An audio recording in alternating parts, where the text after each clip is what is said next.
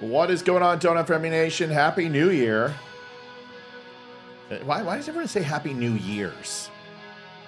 It's Happy New Year. Because it's New Year's Eve is what people call it. So it's Happy New Year's. It's New Year Eve.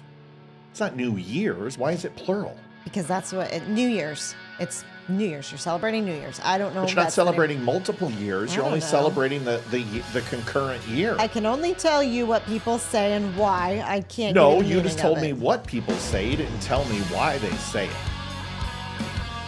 But this music really wants to take over the conversation. Apparently.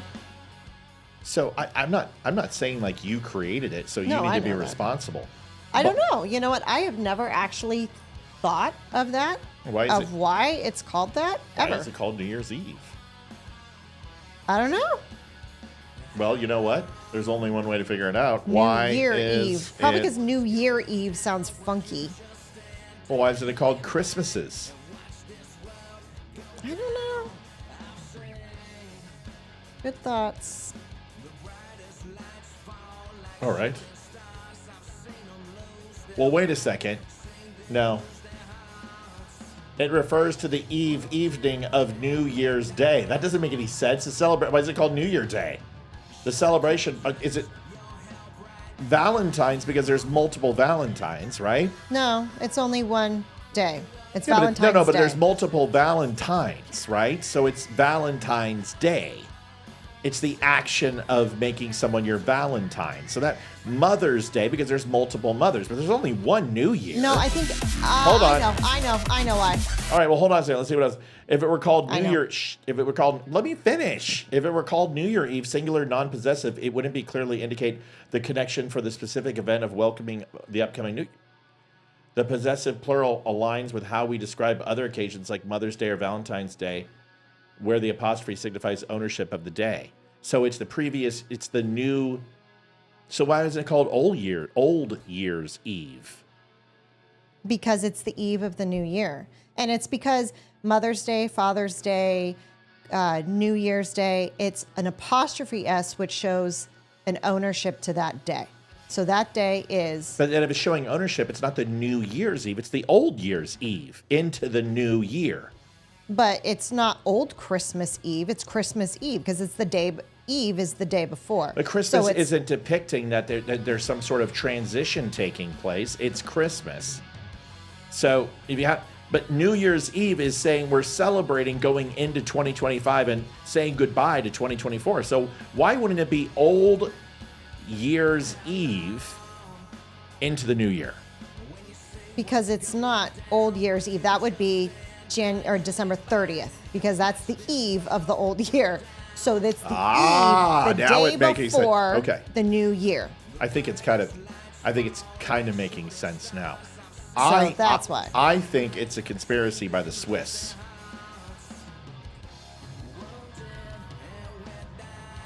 Just like watches.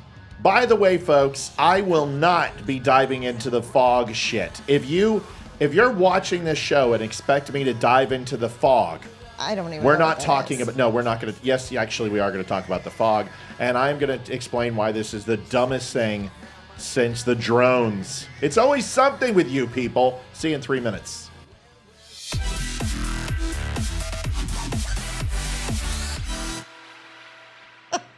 Why? Why are you laughing? Because Tammy just made a comment, Matt, just like country ham. You're never going to live that one down. If you want you know what, Tammy? I've got a particular set of skills that make me a nightmare for people like you. It's the funniest thing ever. I will find you a new grill. I will look for it. And I will kill it. If you want that delivery driver to make it to your restaurant alive, lady, I'll tell you what. Keep talking. Oh my gosh. Keep talking trash, Tamara. That was funny. It was funny, Matt. Like country ham, son of a bitch. You're never gonna live it down. It's not country hams. It's not plural. Whatever. Forget it. Watch the damn show.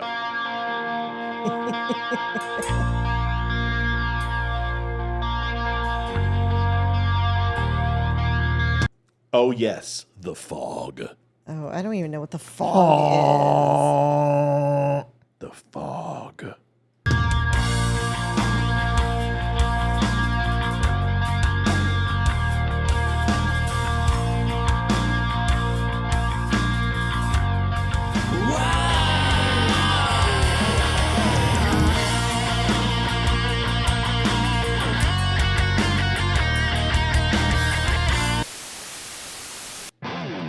I don't know why everyone thinks that that's my eye. That is not my eye. That is your eye. That is not my eye. Whose is it then? Why do you think that's my eye? Because I look into those eyes every night and every morning, and that's baby. your freaking eye. Yeah, baby. It's not my eye. Whose is it? It's somebody off the internet. It sure looks like yours. It's not my eye. Sure looks like it. It makes me sad if I show my penis and you're like, oh my God, that's totally your penis. I will know that. I'm like, it's black. What are you talking about? One of those nights. Do you want the truth? Are you tired of being so confused? You feel like you're more fucked up than the last one. Okay, Mel and Tammy, zip it. Just step right in. We can talk about it all as friends. And if you want, we can hug and kiss and make up for the party ends. Agree or disagree, stop offering me. 'Cause I'm everything you want. Damn, so what's your name? I won't tell no lies. Back up on the facts with truth. And if you can't get down with that, you must be somebody's stuff.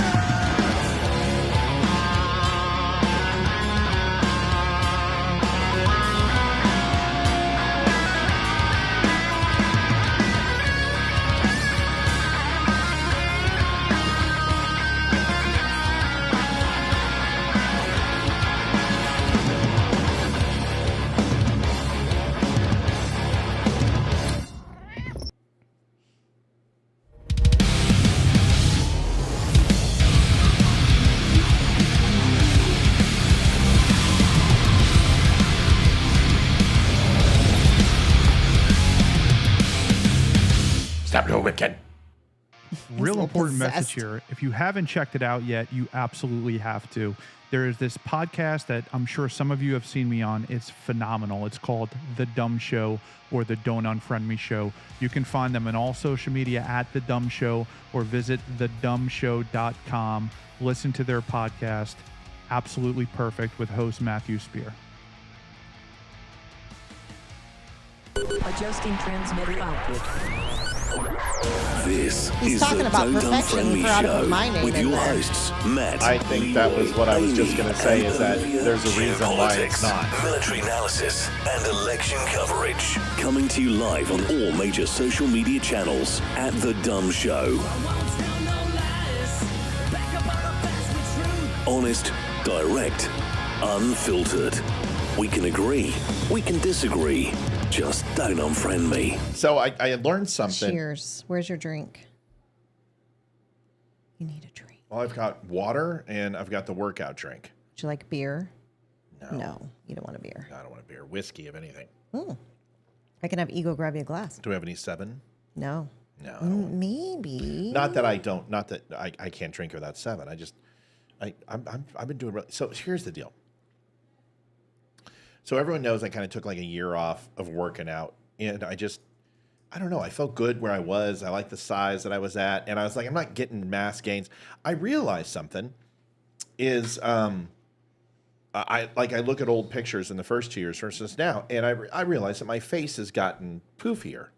Now that's normal because I've been eating like not great, right? So we ate out a lot, and so there's a lot of preservatives in the body, a lot of salt in the body, and you retain water. And I've got chubby cheeks anyway. So I've been hitting the weights like Liv will tell you. Like I'm up in the morning, I'm running, and then I'm pushing 60 to 75,000 pounds in a workout. Like it's a lot. And I've been growing like crazy. Libby will also tell you that. I've been putting on a ton of gains. But I looked at my face last night, and I'm like, wait a second, why am I gaining weight? I'm like, I understand you gain muscle, but you don't gain muscle that fast. So I was like, okay, maybe it's cortisol, maybe it's a shock to the system. It's weird because usually my like perfect happy weight is like 225. I'm up to 240. And I'm like, okay, so I see some poofiness in the face, but my pants still fit perfect.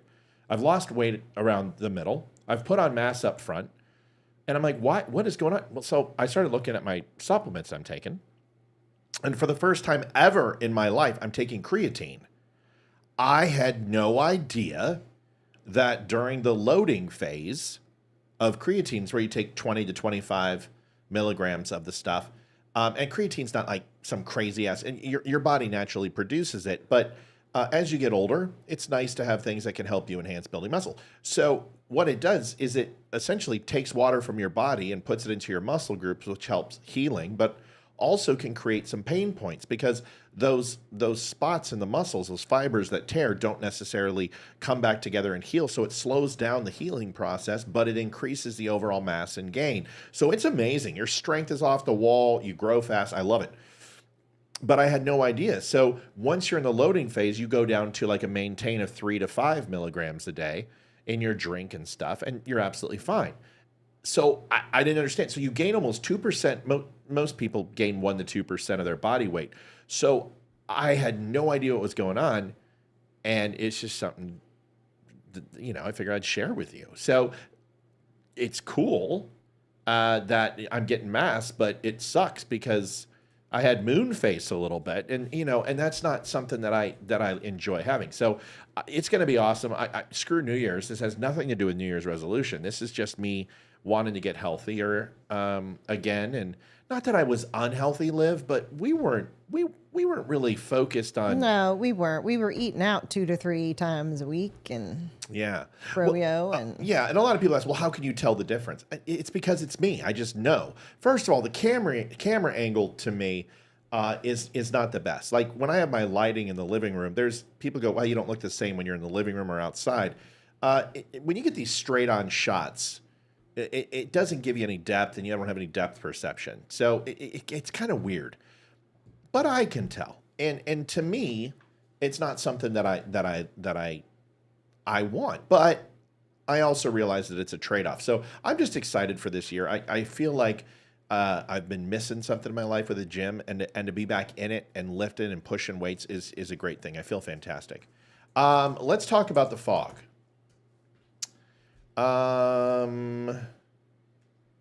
my dad just texted, it's Happy New Year. Tell him Happy New Year. Tell him Happy damn New Year.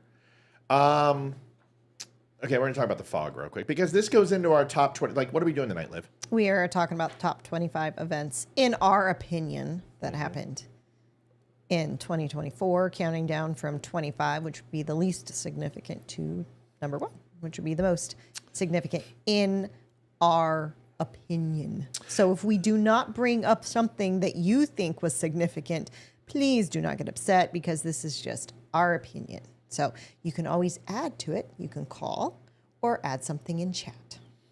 Yeah. Just, John, that's a whole nother conversation, but you're not aware of my story about surgeries. So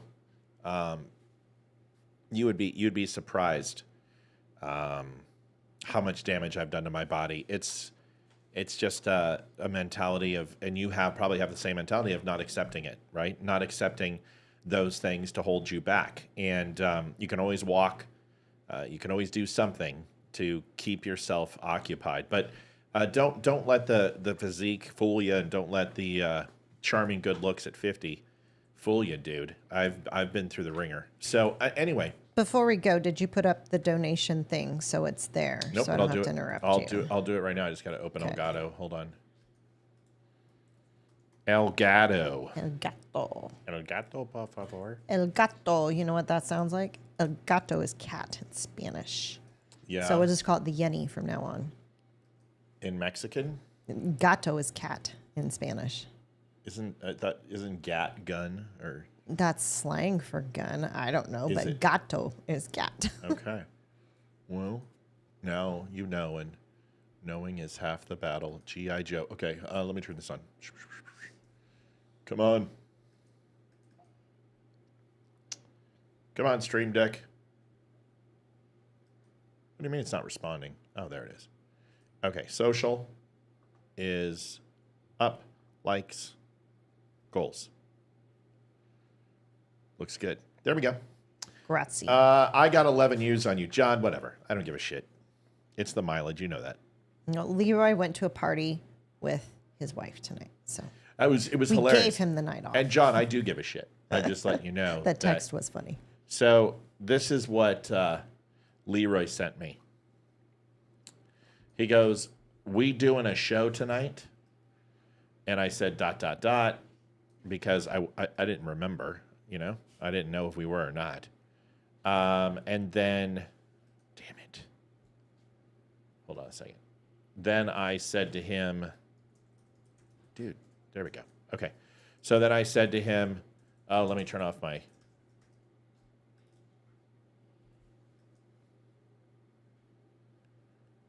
That's too dark, isn't it? Yeah, it's pretty low. Okay, hold on. Sorry, that's that app that I have. I got to remember to turn it off when I'm here. Okay, so this should be better. Okay, see? ... He says, show tonight? And I said, yes, sir. Had to think about that, LOL. If you can't make it, it's fine, no pressure. And he says, Sandy got an invite to the party and wants me to go. That's why I'm asking. And I said, I can take that two ways. One, you want me to rescue you, or two, you want to go but feel obligated to be on the show. So let me provide you with clarity. Avoid the party that you might not want to not avoid because of the show you may or may not feel obligated to possibly attend, instead of not attending the party, which you're uncertain about wanting to not go to in the first place due to the maybe unavoidable show. Then I just said, go to the party with your wife. And he goes, I'm going to the party. So, all That's right. funny. So, let's talk about the fog. So, the drones have just suddenly stopped. Told you. It's okay.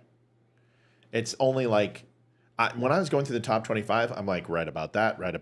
I mean, we have crushed the news. But the fog, this is the latest thing. The fog, which is being manufactured by the United States government to spread H1N1, the bird flu, and other diseases to get people sick, has officially released in the United States. I'm going to assume it's on the coasts where there's always a lot of fog. No, it's anywhere where there's fog. Everyone's reporting, oh my God, this fog looks so weird. Oh my gosh. Here's videos. They're seeing it all over. Here comes another video of mine. Next time there's fog. They're so stupid. I mean, I just can't stand them. Here's the video. And the fog has returned because it's called dew point, you fucking idiot. Sorry. I'm trying to be good. It's New Year's Eve. Here Okay, we're back 12 hours later after the foggy morning in Bradenton, Florida. Oh my God. In Florida, where you're next to the water? Wow. The sun broke through at about 11 a.m. and it stayed sunshiny until about 5 p.m.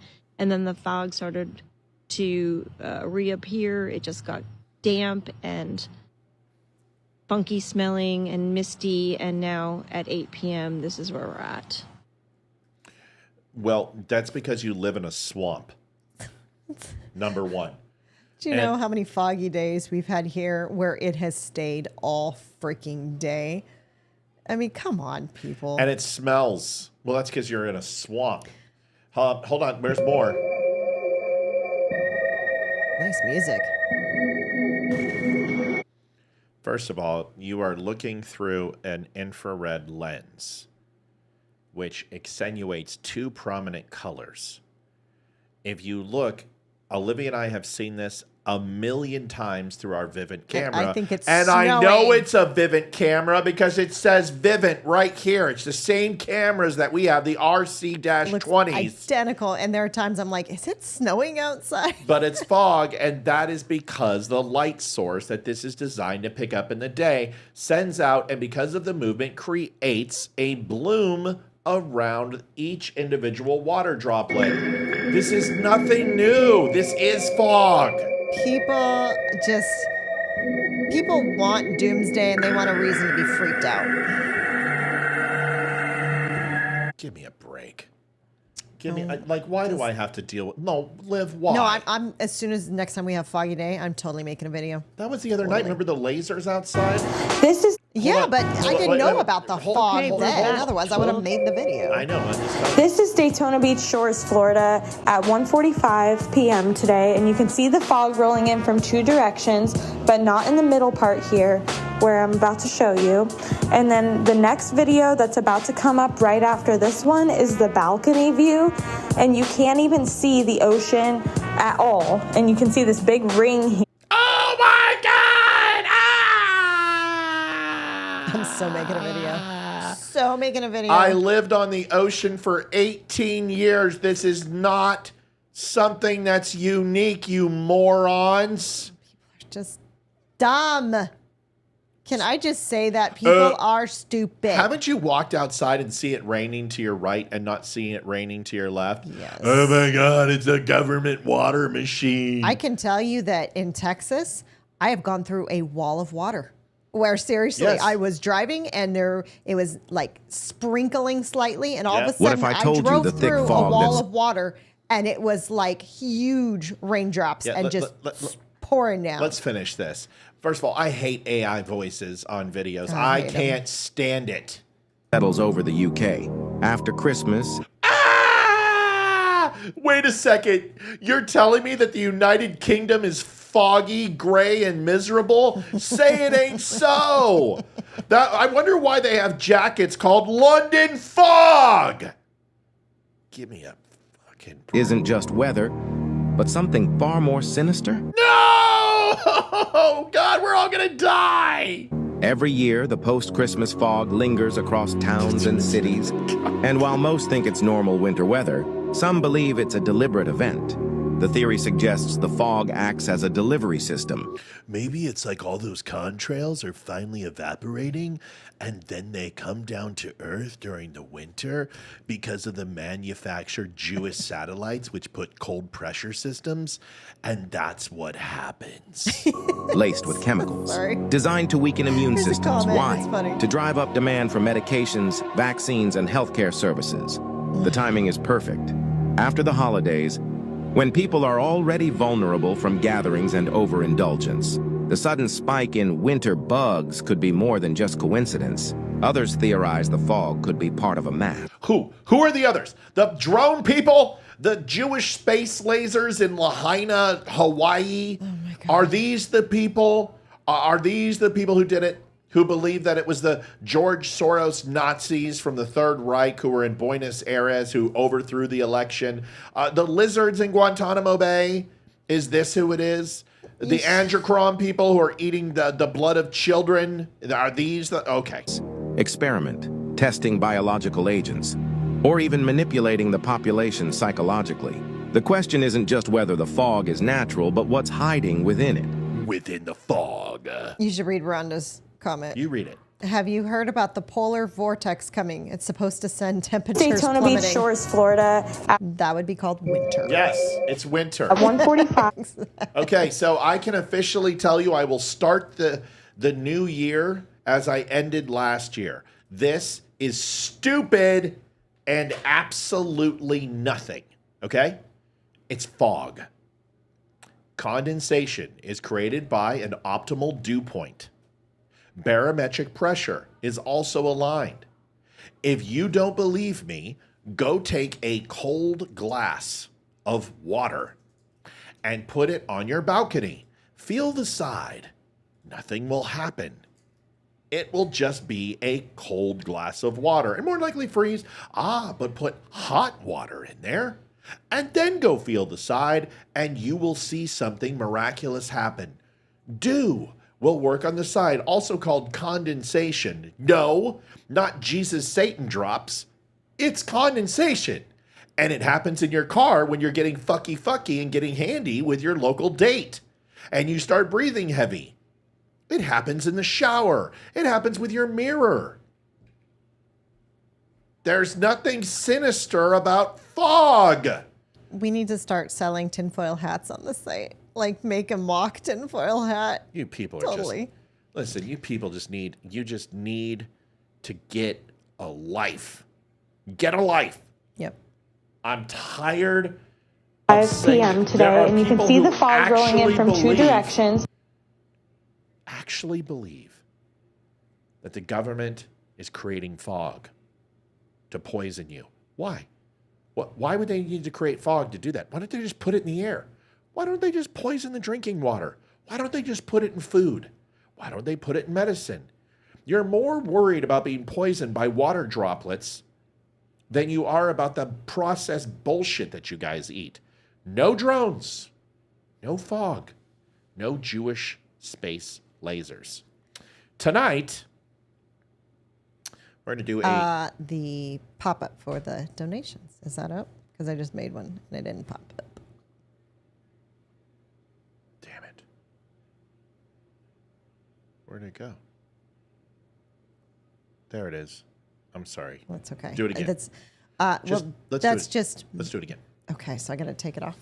Yeah, because we want it. Hang on. There's a message with the donation though. There's also take it off, do it again, and then also get the one from last night that you told me to save in the inbox that I didn't touch. And I don't see an unread. I did. I put it in there. So you must have clicked it because it's been there all day, annoying the shit out of me. Okay, I will look at it. Okay. Yeah, it's right there. Delete. It's right there. There's also more. There's multiple. So, okay, can I go? I'll just read the message because now it's not. It will when I refresh There it. it goes. Oh, as soon as you refresh it. Okay, hold on. This is easy. We can do this. There you go, baby. It's not like we haven't done this before. Okay. All right, you ready? So I'm putting in the donation, and there is a message. Okay. There it is. Okay. Maddie Howenitz. It says, Matt and Olivia, Happy New Year. Thanks for helping me get through a tough year by giving your time, by providing an outlet. Thankful for you guys. Love you, Matt. So. Peace in the Middle East, buddy. I'll protect you from the fog always. Glad you're doing it. And the drones. We got you. And the drones. I'm going to make a shirt. The fog. You should put a drone coming out of the fog. Right. The Seriously. Drones. Okay. So the year in 2024, what we did is we decided to go through like all of our videos, all of the top news, the most popular memes, and make a top 25 list. So we figured we would show it to you. And if we miss something, now there's also like things like the fentanyl deaths. Absolutely, we care about that. We care about fentanyl. We care about the lives lost in Afghanistan. But if it wasn't from this year, thank you, Curtis, very much, my brother. If it wasn't from this year, or it bled over and we kind of left it out. So please don't get upset, okay?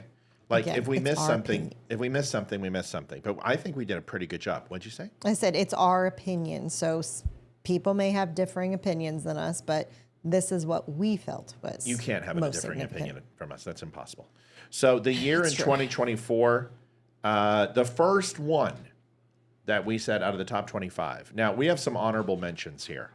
And I will tell you what the honorable mentions were. We also want to go over some of the deaths. Supreme Court rules on Trump's ballot eligibility. The Supreme Court decided Trump could not be removed from the ballot in Colorado, a ruling with significant implications for election integrity and ballot access nationwide. This was particularly a large decision because Colorado is really where the rest of the Democrat states were watching and very intimately looking at Colorado to see what the Supreme Court would decide. And that decision really kind of stopped the bulwark movement of Minnesota, Michigan, New Jersey, New Hampshire, and other states that were all considering pulling Donald Trump off the ballot. This was a massive decision and probably shouldn't be number 25 in the scheme of things, but because there were so many other pressing things, it was important to go ahead and call it out. I think it was particularly disappointing for me because Olivia and I are Colorado fans. We love Colorado. We're not a big fan of the state anymore, but we love sports teams from there. We're big fans of the Nuggets and the Avs. Our son loves the Broncos, so therefore we pretty much have to love the Broncos. But this was a big decision. So if you don't remember, that was a big one. The next is taking a look at Biden and him avoiding charges. This is an interesting one. Got a video with this. Watch this. We've run a campaign. We've run a campaign that's basically scandal-free. It's hard to do in American politics these days. We've run a campaign that's basically scandal-free. It's hard to do in America. Basically, kind of like mostly peaceful protest. Liv, can you think of any scandals from the Biden administration? Anything off the top of your head? Hunter Biden. Right. The big guy. Yeah, the big Ashley Biden. Ashley Biden. Yeah. Yeah. How about the withdrawal from Afghanistan? Pretty huge. Yeah. Illegal alien invasion, being caught with classified documents, the cocaine at the White House. Remember that? Not shooting down the China balloon.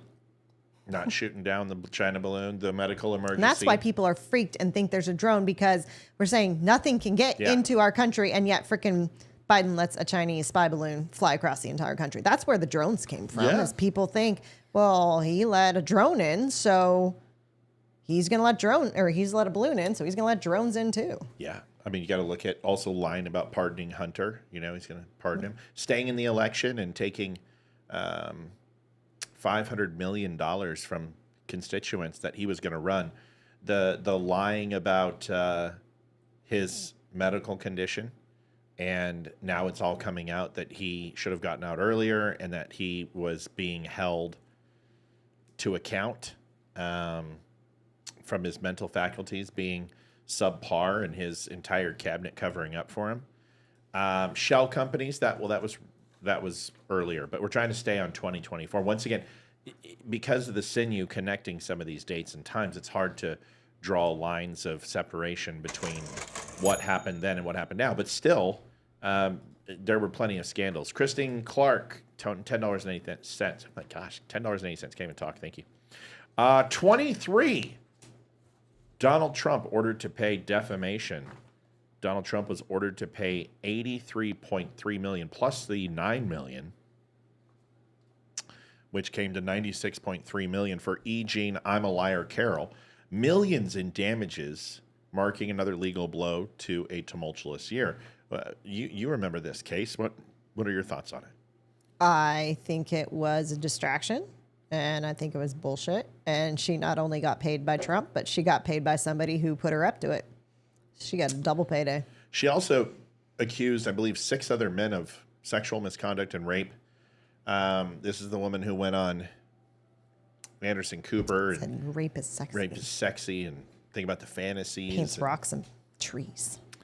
Paints rocks and trees. Names her cat Vagina. She's a trip, man. I believe that this will be on appeal. I think sometime in 2025, early 26, we will see that this is thrown out. This entire dollar amount was punitive, was a ridiculous number. Donald Trump has every right to say what he wants, and it's freedom of speech. And what he said was not slander; it was his opinion. And he believes that the story, he has a right to say it's fabricated. He has a right to defend himself, and he has the right to challenge his accuser. That's his right. I don't believe that this stays, but this was a huge thing. I mean, this was all over, and really kind of just cemented the Stormy Daniels and Michael Avenatti crap. And this really kicked off the litigation where we saw in Georgia, New York, the Mar-a-Lago loan on the property, the document scandal, everything else. Number 22. You want to tell us number 22? Sure. Trump's bond and fraud case. Trump's legal battles intensified as his lawyers revealed he couldn't meet a $464 million bond in a civil fraud case, underscoring the financial strain of his ongoing litigation. $464 million bond. And the thing is that you can't do a group bond. So there have been more penalties than $464 million. Samsung had like a $1.2 billion penalty and judgment put against them with Apple. But that's not a singularity. That's not a single person. That is a corporation. And therefore, there's insurance for that. There's plenty of other ways. But as a single person, this is the largest civil penalty ever in world history. It's never happened before.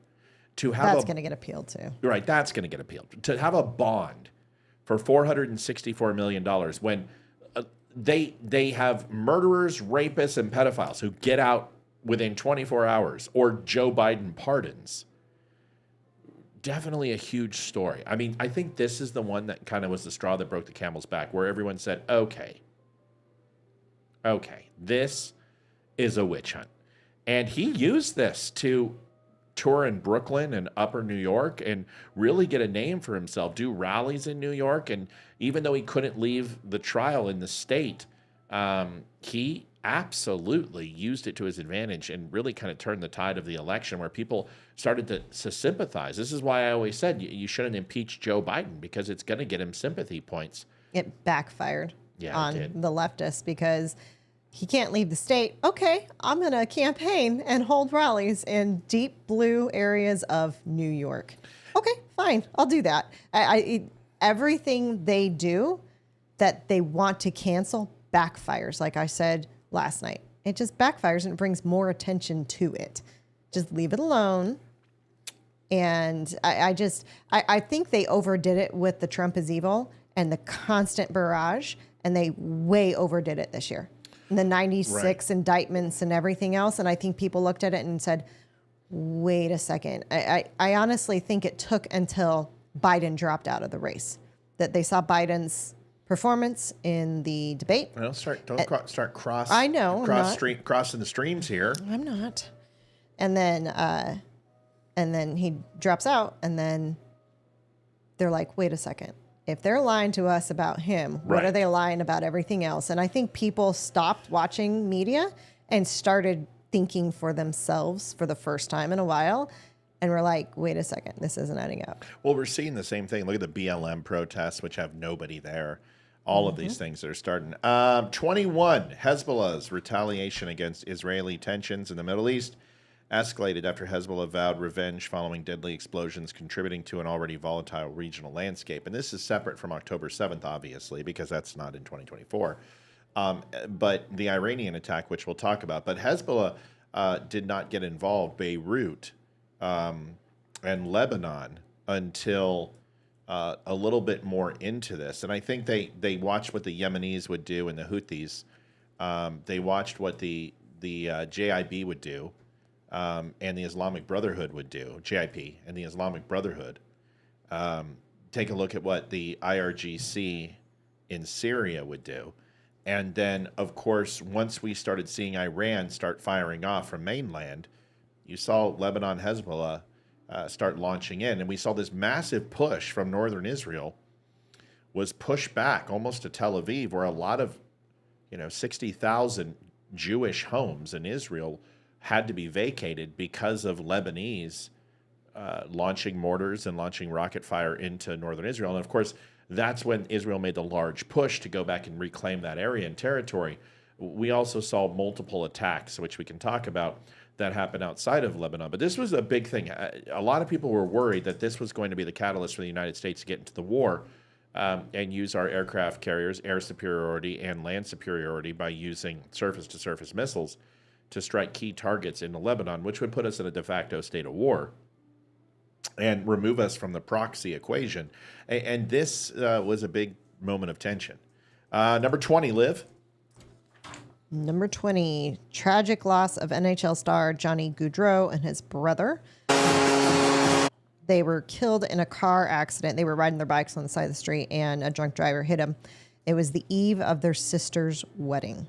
And it just was devastating to not only Columbus, but the entire NHL world and sports world. It affected a lot of people. And I guess their family was extremely close, like very, very close. And to be I don't even know if she got married the next day, but how horrible. Yeah, Hobie Baker Award winner, spent a lot of time with the Calgary Flames.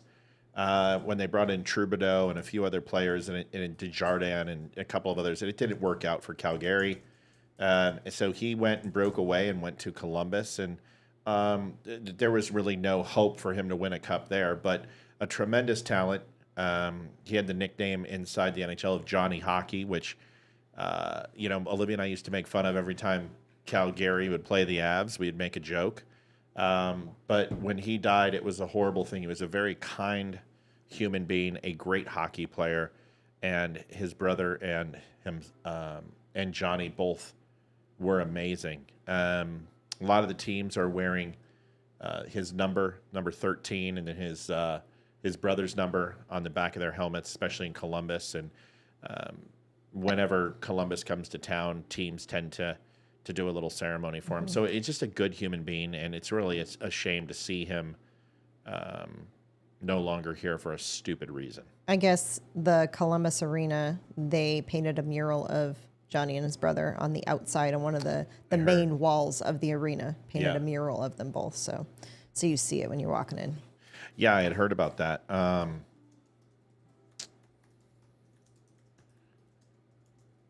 See if I can find it. Yeah, I saw a picture of them putting it up. Yeah, it's actually... Yeah, I thought it was the entryway. And...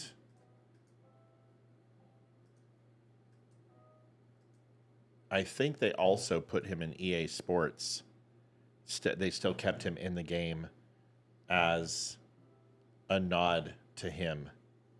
Which that's good. They should. Yeah, I mean, like I said, he's an amazing player, and they were so young. And he had 2 young kids, and yeah, it's horrible. And what's great is that everyone kind of pitched in and helped him and his brother out and their families. Johnny made good money, but his brother didn't necessarily make as much, and the NHL all pitched in. So great player, great man.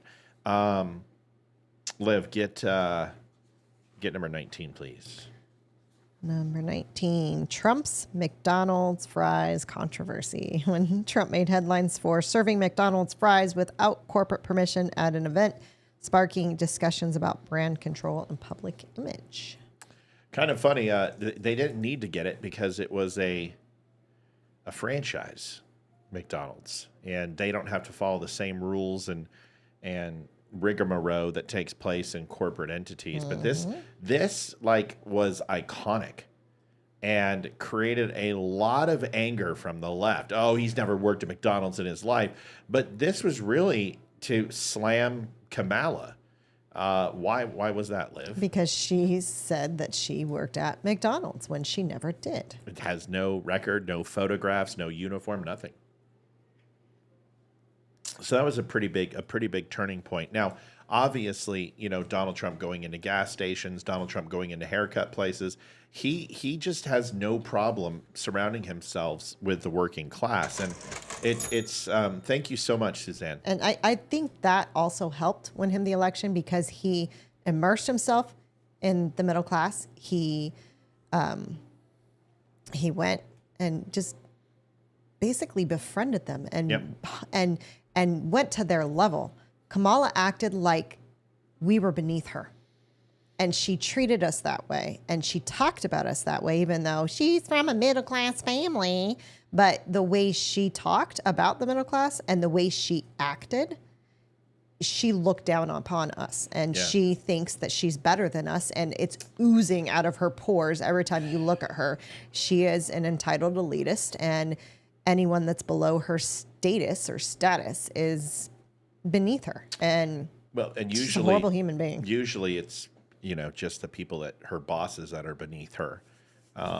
It's my understanding. God, I'm gonna miss her. Darn, we didn't get to sell our KAMALA knee pads on the site. No, we didn't. They're gonna have to go on clearance now. They are going to go on clearance. Arlington National Cemetery, the controversy visited by Trump going to the National Cemetery, where people said that he was using and exploiting dead soldiers. This is stupid. There are pictures of Carter, Nixon, John F. Kennedy, Biden, Obama, Bush. Every single president has visited Arlington. The fact that Donald Trump was invited by the Gold Star families to be there. If he turned down the Gold Star families, what would everyone say? Donald Trump turns down Gold Star family. He shows up. Donald Trump goes and, there was no win for him in this situation. There's no win for him in any situation. I mean, Donald Trump could, give every single person $1 million and they would complain about the taxes. Exactly. Here is one of the Gold Star families now, not now, but then talking about it. KAMALA, your statement is nothing more than a political spin to help you look better in your presidential campaign against Donald Trump. You have never walked a single day in our shoes. Our kids were murdered because of your administration. and you are partly to blame for that as well. What happened at Arlington was President Trump was invited by those families who have their soldiers buried at Arlington.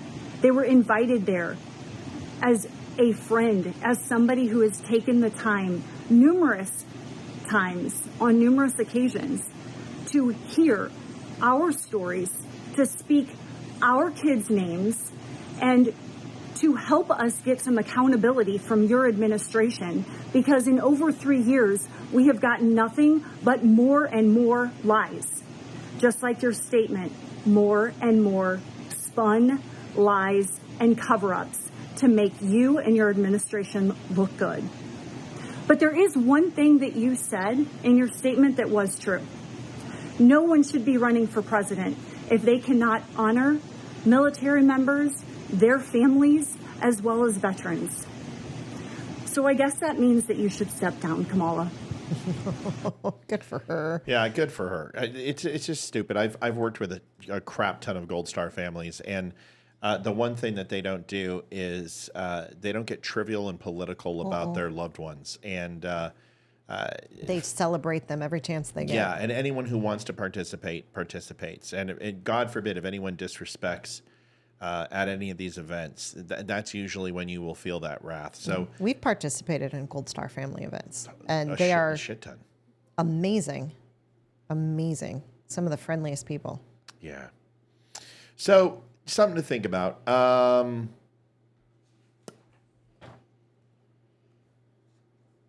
If you haven't had a chance, thedumbshow.com/donate, folks, you can go over to thedumbshow.com. We are 100% funded by you, the viewer. If you have not had that chance, please do so. We were demonetized by Facebook, and I forgot to say this at the beginning. So it's New Year's Eve. We appreciate it. We know we don't have a ton of people on, but if you could do me a favor, go over to Twitter, see if we can go ahead and post and ramp it up. Our good friends over there at Twitter, and you know who you are, share our show consistently, and it usually helps. But once again, if you have not had a chance to donate to the show, please consider doing that. We have a goal of $275 that we're working towards tonight. We're about 165 shy. We'll see by the end of the night if we can get it. Be right back. The Dumb Store is veteran-owned with a 5-star diamond rating for service and satisfaction. We offer quality products like coffee, shirts, hoodies, and hats, all made by veterans. Shop with confidence, backed by hundreds of 5-star reviews. Use code DUMB10 to save 10%. Visit thedumbshow.com today. Thank you for your support. ISIS attacks in Moscow. Tragic attack claimed by ISIS at a Moscow concert venue left 60 dead. I remember this. I was watching it, and I was watching these guys come in with automatic weapons and systematically just eliminating scores of people. And, it just, you hear the constant narrative that the United States is the most violent country in the world. And that is the farthest thing from the truth. There is a ton of gun crime and murder in this country. There's no doubt. But there are plenty of other countries where you can't find a safe haven from these things. There are plenty of safe spots in the United States to live in, and there are more safe areas than there are crime-ridden areas. This is not true for a lot of countries in the Middle East. A lot of places in Russia, even in Europe now, are vulnerable to this type of stuff. So it shocked me when I saw it. I remember that immediately people were saying, oh, they're Ukrainians.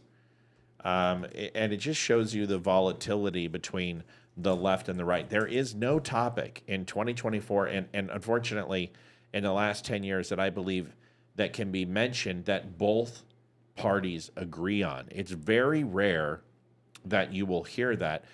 And one of the most prolific and monumental was during the Trump assassinations, to see that unity attempts where you saw both parties want answers. It was refreshing. I haven't seen that in decades. I mean, really since 9/11, I haven't seen our government come together in this aspect. But this is the typical thing. Ukraine, if you're for it, you're a Democrat. If you're against it, you're a Republican. And if you're pro-Russia, you're a Republican. And if you're not pro-Russia, you're a Democrat. But the interesting thing is that socialism and Che Guevara and Stalin and Leninism and is what the left embrace with progressive Marxist policies. So it's hard for me to understand why everything has to be divided into political left and right, and we just can't say the difference between assholes and people who aren't. Why does it always have to be politics? So it's hard to believe that was this year because it feels like that was 5 years ago. Yeah. Liv, give me another one. The total solar eclipse captivates millions. The year's most anticipated celestial event brought millions together to witness the awe-inspiring total solar eclipse. That's number 16. So where were you with the total solar eclipse? I remember there were arguments over that proved that the Earth was flat, and the trajectory of why can't we see it everywhere if people. I've realized that the education that people once had has fallen by the wayside from what it was. Go ahead and mute your phone, please. That the education has fallen by the wayside where we used to be. I mean, the questions of disease-riddled fog or drones flying over that are civilian aircraft. It's the common sense that was once profound in this country, where we would kind of have the flag in the sand, so to speak, as the country which could kind of understand when to yield and when to tilt.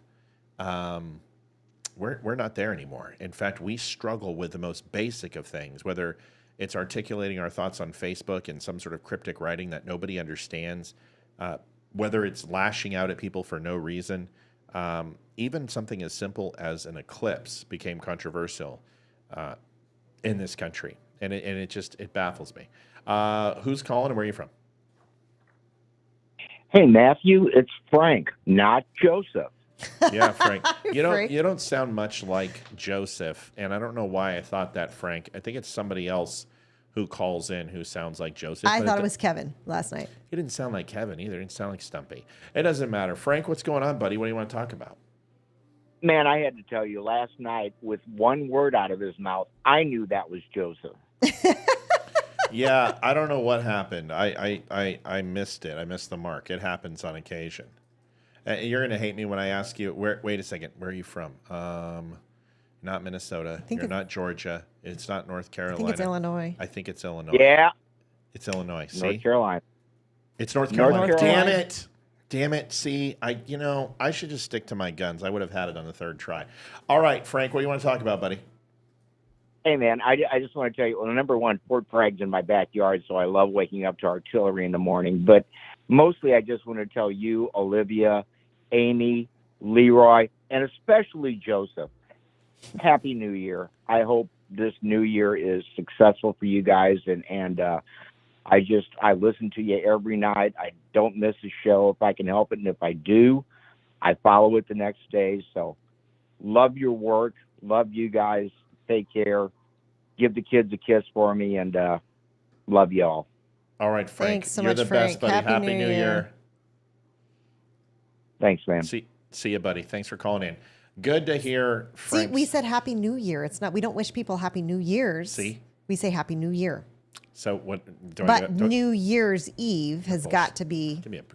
It's the eve of New Year. Give me a break. I think this is very much like pie. Is that pie is supposed to have crust on the top? Okay. Okay. Oh man, so many moments. Next big moment is the total solar eclipse, and then it goes into number 15 is where we're at. Yeah, I'm trying to find 15. It's on the back of the first page. Yeah, maybe. Yeah. Okay, so next big topic, the Iranian missile attack. This was the large 430 some odd projectiles into Israel, where we got to see it coming for 3 days and literally went over Jordan and other countries and essentially did no damage. And everyone said the F-35s were shot down, and then we realized that was a complete lie, like I told you it was. By the way, we broke that down, and we were right about the F-35s because they just did a strike in Tehran, and it hit Iran in several different places, and those 35s were used. But interesting on the attack. Coinciding with that, right around the same time, the Iranian president had a fatal crash and a sudden death. And the interesting thing is there was fog. And this is the truth. بازدید رئیس جمهور از راهگذر ترانزیتی شمال غرب کشور. So there was fog on this flight. It was in a mountainous region. A lot of people immediately blamed Israel that they assassinated him. Honestly, I don't care. That is a Huey. It is a fairly stable and renowned aircraft. If you take care of it.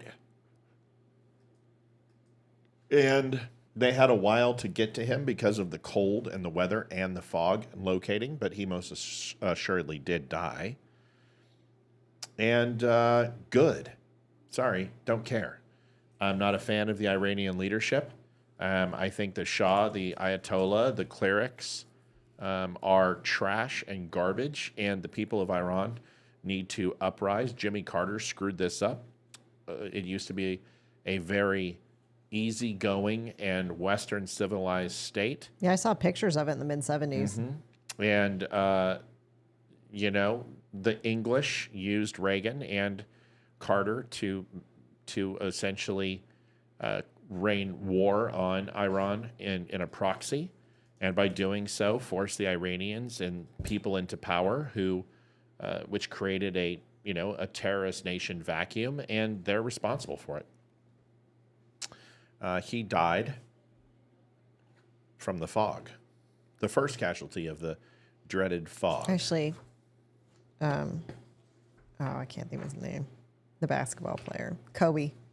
He was the first casualty. Totally too soon. Yeah, I know. Another helicopter crash as well. Because of fog. I think there's a connection here. Yep.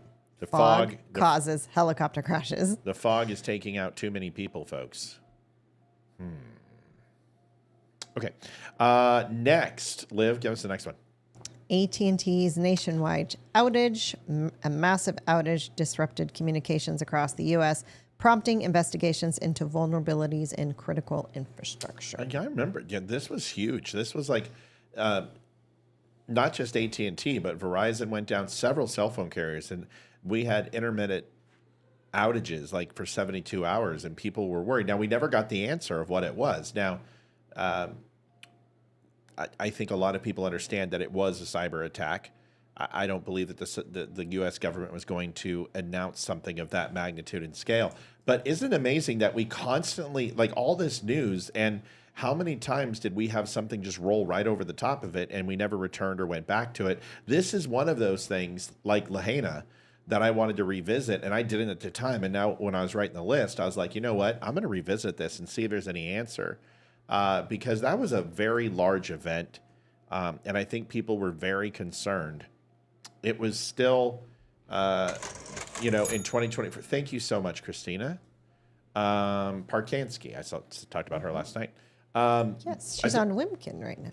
Outstanding. Thank you for being on Wimkin. We are up on Wimkin, by the way. So yes. I think it shocked people to see and started worrying. They started worrying about our electronic infrastructure as far as like nuclear power plants and our water and everything else, and started saying, are we under attack? And it's been although early in 2024, it's been a very unstable year for security. I think a lot of people feel trepidatious about the geopolitics in the world today, and where we are closer to a world war than we have been since the Cuban Missile Crisis. It definitely creates some unease.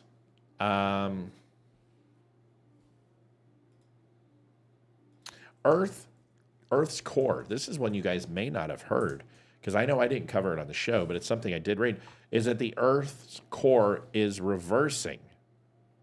I hadn't heard of this. What is this? Yeah, it's reversing its spin. Now, they don't have a bird's eye view of, anything that's subterranean or below, because they simply can't go that far.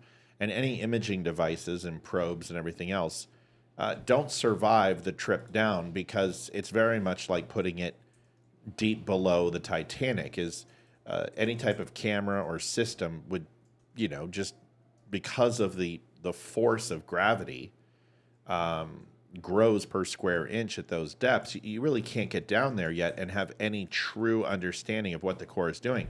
But there's ways to analyze it by seismic activity and everything else. And what they found is that it's really not that big of a deal, that every 70 years or so, the core, as it's moving almost on a wobble, will ultimately move and reverse its spin. And it's truly a counterbalance with the outer force of the Earth spinning and the overall pull to the sun that allows our Earth to continue to move in this way. And any type of stability, like a gyro, that center core will move and counteract to keep it as close to its axis as possible. And even though it may filter between 0 and 3 degrees over time, which the poles do, this also explains a lot of weather patterns and changes that you may see. For instance, weather patterns, overall heat index, or cold blasts that make it down into a deeper part of the South that it usually doesn't, or in states that it usually doesn't, has to do with polar access. And this is why that we could be feeling a little bit of a drought when it comes to snow and wet weather, because of that 1 to 3 degree pitch, although it doesn't seem like a lot when you're standing in Virginia. But when you look at it from a position of winds and high and low pressure systems and weather patterns, it makes a difference. And it may only put you, 20, 30 miles, 40 miles over where you were from a previous, 7, 8 years ago. But surprisingly enough, you and I know this, that storms will come in and hit this mountain range and they die. Yep. Well, we're only a mile away from that. But when you have the Earth moving at a 1 to 3 degree pitch over, a decade, over 7 years, over 3 years, whatever it would be, and that wobbling occurs, is that a storm that normally would be stopped by those mountains would be intense enough or strong enough based upon the shifting of the overall cold and high pressure systems to reach us. This explains the phenomena of people saying, wow, it's a really dry year, it's a really hot year. You also have to look at El Nino and different types of wind patterns that cause these issues. And the fact that El Nino is not as prominent as it has been in previous years is explaining why we're getting this massive cold vortex pushing through next week. And it is going to be dangerous, -30 in some of the upper northern states. And we're seeing weather like Canada. Virginia is going to get down to like 12 degrees. Yeah, we're going to get super. I mean, it was like 55 degrees the last couple of days, and we're supposed to get into the teens next week. So dangerous. I mean, it's going to be cold. So weatherproof your house. Make sure any of your pipes outside are blanketed. Real simple. If you have like an outdoor water softener or any of your pipes exposed, simply put a blanket over them. Did we winterize our hoses? I didn't even think about that. No, we should do that. Absolutely. We'll do that tomorrow. I'm going to put it in the phone. Put it in your phone right now. But if you have little shrubs outside, you might want to put some plastic wrap over them or a small blanket, because it's serious. I mean, it's going to be a cold front and it's going to kill your plants. So Happy New Year, Sue. Good to see you. Here's 3 in a row that people may not remember. Sweetener was linked to health risk. Groundbreaking study linked a popular 0-calorie sweetener to blood clots and heart disease. I wonder if it was the Moderna sweetener. But they're saying that artificial sweetener. Now, if you look at the origination of artificial sweeteners, Food and Drug Administration forced the companies like Sweet and Low and Equal and Splenda, especially Splenda. Yeah, especially Sweet and Low, when it was predominant to be the pink artificial sweetener, to put on the outside that it caused cancer in laboratory rats. And this is something that always baffled me, is that when your sister pushed the narrative that, we should have Splenda, I was looking at her like, no, I don't have no desire to get cancer like a laboratory rat. But these type of things, aspartame, and all, it's not good for your body. And I've always spoken out against it. There's nothing wrong with sugar. It has to be taken in moderation. The average human can take up to 71 milligrams of sugar a day. Maybe it's grams. Yeah, it's grams. Yeah, look it up. I think it's 71 grams a day, the average American. I know how many I have. I have about 8 or 9 grams of sugar a day. And those are very simple sugars, non-complex sugars, natural fruit jam. And that's about it. I really do not have a lot of sugar in anything. My coffee, I drink black. My food in the morning, it's all. But see, the problem is that food has natural sugars in it. And sugars essentially are carbohydrates, and that's all it is. So when you look at carbohydrates, if your body can't process these overall calories, it will turn that energy into fat. It's very dangerous for people. And what they found with these sugars like aspartame, these sweeteners, is that the body could not process it effectively. And not only would it create fat, but it would make the blood flow in your body a little bit different. It would create swell and ultimately could stop cholesterol from freely passing through your arteries and create cholesterol problems and heart problems and blood clots and thicken your blood. This was a huge study, and the fact that it took them 20 years to come out with it kind of shocked me. Go ahead. All right. So it depends on the source of the sugar, but men should not consume more than 36 grams of added sugar. Women, no more than 25 grams, and age 2 and older, as far as teenagers and kids, less than 10% of their total calorie intake. Now, sugars are natural, fruits, vegetables, milk, stuff like that. There's no need to cut down on them. You can have as many as you want. Well, up to a point. Up to a point, yeah. You don't want to have a whole ton. If you eat fruit all the time, that's not. I mean, there's nothing wrong with some fruit. I'm not saying that.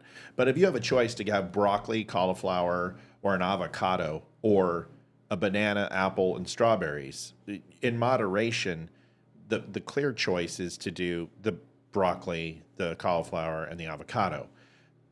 But fruit is, if you're going to do some sweet, fruit is the best choice for you. Artificial sweeteners are horrible. Yeah, I don't even like the taste. And not only that, but when you look at not just artificial, and I don't want to hit just artificial, I want to look at people who are using high fructose corn syrup, which is single-handedly the worst thing you could ever put in your body. High fructose corn syrup is the killer, and it's what's destroying America. It's what's making people fat. It's what's making your body swell.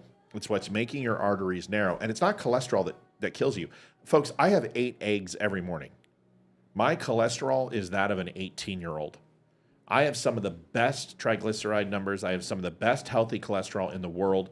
My cholesterol is amazing. And I eat red meat. I eat hamburgers. I can have pizza once in a while. I can do all that. But my cholesterol is good because I don't put preservatives in my body. I don't put shit in my body to have it swell, which then narrows your arteries, which allows cholesterol and bad cholesterol to actually accumulate on the inner linings of your heart and your arteries, which can cause, obviously, heart attacks, strokes, etc. So, Karen, that was processed sugar per day. So you want to know if it was processed or natural? No, yes. That was processed sugar in grams per day. And Coca-Cola, 72 grams of sugar in a liter bottle. That's right. There's people who do a liter bottle of Coke or a 6-pack of Coke every single day. Folks, one soda gives you like your daily added sugar value for like 4 days. Yeah, there's a reason why we don't have soda in the house.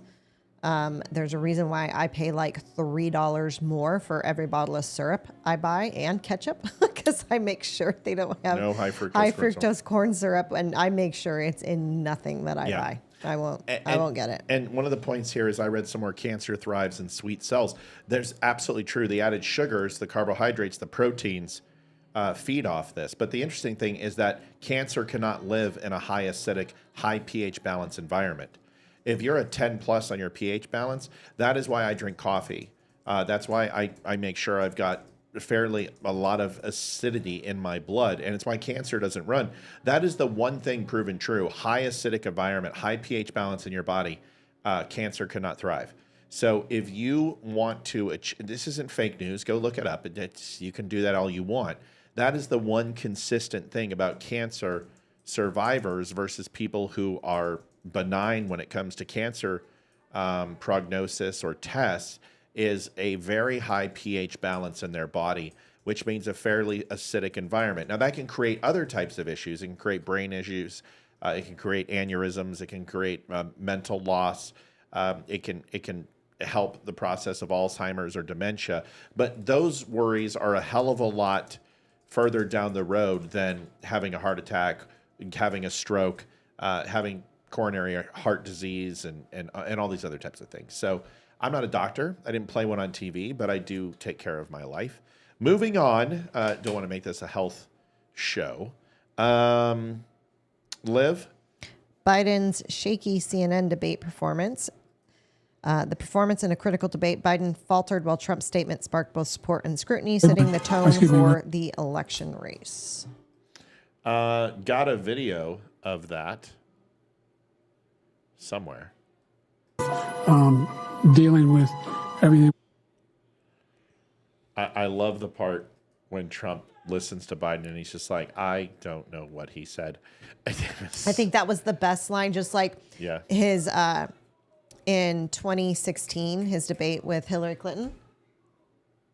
What do you need? What I always need at this time of night. Sorry. Folks, how are you? Making sure that we're able to make every single solitary person eligible for what I've been able to do with the COVID. Excuse me, with dealing with everything we have to do with. Look, if we finally beat Medicare, we're trying to provide housing for Black Americans. The impact on the choice. The idea that they're gonna, I'm proposing that everybody, the millionaires pay 1%. So no one I would not raise the cost of Social Security for anybody. I got my handicap, which when I was vice president, down to a 6. And wants to get rid of the ability of Medicare for us to be able to negotiate drug prices with the big pharma companies. What I'm going to do is fix the tax system. For example, we have 1,000 trillionaires in America. Billionaires in America. No one was hurt. No one Israeli was accidentally killed, and it just stopped. And I'm going to continue to move until we get the total ban on the total initiative relative to what we're going to do with more border patrol and more asylum officers. Yeah, I have no idea what he just said is right on par with 2016 against Hillary Clinton when she was talking about whatever she was talking about. And he's like, yeah, because you'd be in jail. So that was like. Right. And honestly, the sad thing is he still would have done better than Kamala. Like I 100% believe Biden would have had a much better result than Kamala Harris. Yes, he was that bad. Yeah, we watched the debate. We covered it here. I covered it live. Cow. Don't you remember when I'm like, he's done? He's done. Jason texted the next morning and was like, I haven't laughed that hard in a long time. Yeah, we made some jokes. It was the first time that I actually acknowledged that he very well may drop out. Now, the one thing I always denied is that they were going to replace him under the 25th Amendment. And I was right. I said he would never do it. Hey! Thank you, Miss Bobby Richardson. You're a doll, Bobby. We because of Bobby and all of you, we're $40 away from our goal, $39.28. So just FYI. Thank you, folks. It was a horrible debate. Next, United Healthcare CEO shooting. The CEO's murder shocked corporate America with the suspect charged in what became a high-profile criminal case. And honestly, this guy's a folk hero. There's T-shirts made of him now.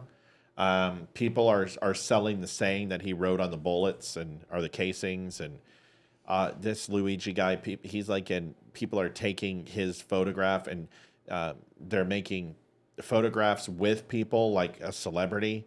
There was a TikToker who made remember old Teen Beat, the magazines? Remember Teen Beat? Yeah. They put his picture on a Teen Beat cover, like cut off Sean Cassidy's head or David Cassidy and put this is some sick shit. I mean, listen, I don't have any love lost for CEOs. I've known 3 CEOs in my life who I've put my hand in their hand. I've met them, talked to them at length, and they're human beings. And these people have families. And I'm sorry, if you had a chance to make, $300 million a year, you would take it. Okay, I listen. I've told people I will sell out. If you want to give me $10 million a year and start working for Democrats, I will sell out in a heartbeat. I will sabotage the shit out of your party, but I will sell out. Like if the Young Turks want to have me on for Oppo, I'm ready. So give me 10 grand a week and I'll be there. So I'll sell out. But we have to understand CEOs have every right to make money, to make a living. They have an incredibly difficult job. They make decisions. No one would ever question that generals and admirals are the highest paid people in the military for a reason. Nobody would ever question that. Then you shouldn't question a CEO, which honestly has more responsibility, more oversight, and more to lose if they're not in a wartime environment than a general or an admiral does. The reason why is because a general and admiral truly have CEOs working for them. That's where you get, colonels. That's where you get captains who are not Navy captains, which is equivalent to colonels.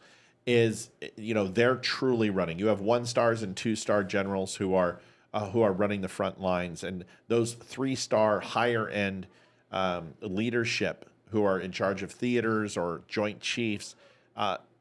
These generals have a different responsibility than CEOs. CEOs really are the front line, and they may have CFOs and vice presidents working for them, but it's not the same thing. And when it comes to the boardroom and going in there, they are the person who's left with a bag.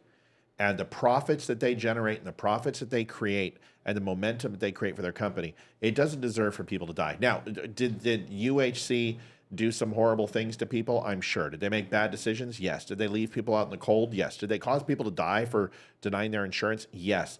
This is nothing new. Healthcare is a messy game. So is death. It's always going to be that way. Either you have to tax the shit out of people to give them a semblance of being taken care of, or you allow people to do it on their own, which leaves people behind. It's not an easy thing to fix. It never will be. And killing CEOs isn't going to fix the problem. It's going to make it worse. Liv, your thoughts on this?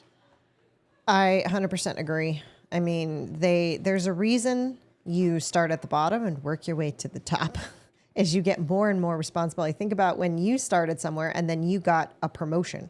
I can tell you my last job where I started and then I got a promotion. I'll tell you, they didn't pay me enough for that promotion, but my responsibility freaking doubled. I mean, I was an assistant teacher. All I had to do was go in, ask, well, what am I doing that day? What are the art projects? Just taking care of the kids. Went to the lead teacher where it was my responsibility to plan the art projects and plan the lessons and to decorate the room. And holy cow, it's a whole new ballgame. And that was just one step up. I mean, think about going all the way to, the top of a multi-billion-dollar company and how much responsibility you have. Mm-hmm. So I totally get it. Well, and I understand that CEOs are, listen, I've been an executive. I've been a higher than middle management. So I have been on boards. I have run, $2.1 billion markets. The decisions that I make and made are nothing compared to what a CEO, but I earned every penny that I ever made. Oh yeah, I remember you just being a salesperson at Ultimate Electronics and then going to store manager at Circuit City and at Game Crazy, and then working your way to DM to full regional to assistant vice president, and I mean go work at the amount of work that you had to do with each promotion. It was insane. You were gone a lot more. You were constantly on your phone, right? Emails. I mean, you earned every single penny for sure. It's hard for people to understand is that a CEO, and Bobby right now is saying, well, it's not okay for CEOs to take money from, hardworking. Here's the thing is that, like, say you have a store in a district and that district is producing 37% over gross margin year over year. Everybody should get a wicked bonus, right? That's what you think. Right. But unfortunately, you live in North Carolina because Texas and California are down 17% year over year, and they make up 65% of the gross revenue annualized. So therefore, you might be like, hey, I need a huge bonus, but we can't give you a bonus because the company's bleeding money. So a CEO, unfortunately, is at the top, and you think all money goes to the top, but that's not the way it works. A CEO may be at the top from decision making, but financially, all that money is put into the stores below. And if those stores all don't row and all don't pull weight, the CEO is less looking like a penny pincher and a horrible human being. And you're like, well, what about the CEO's salary?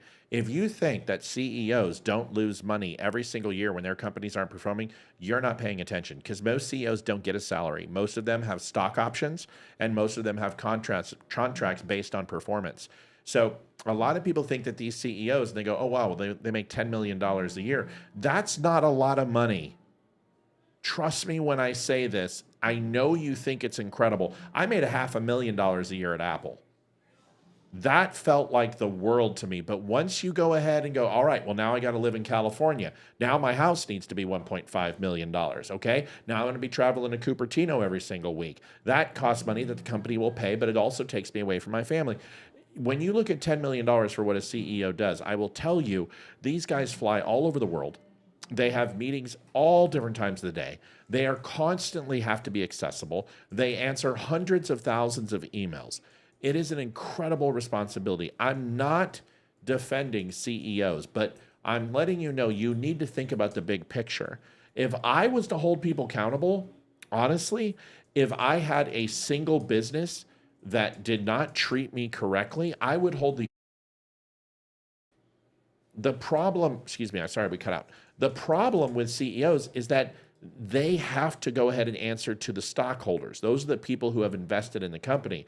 Because if they do not, the stock will short. And if stock shorts, that company goes bankrupt. That's much worse than you not getting a bonus. So it's a long conversation. I agree with you, Bobby. There are plenty of CEOs who have ripped people off, and those people need to be in jail.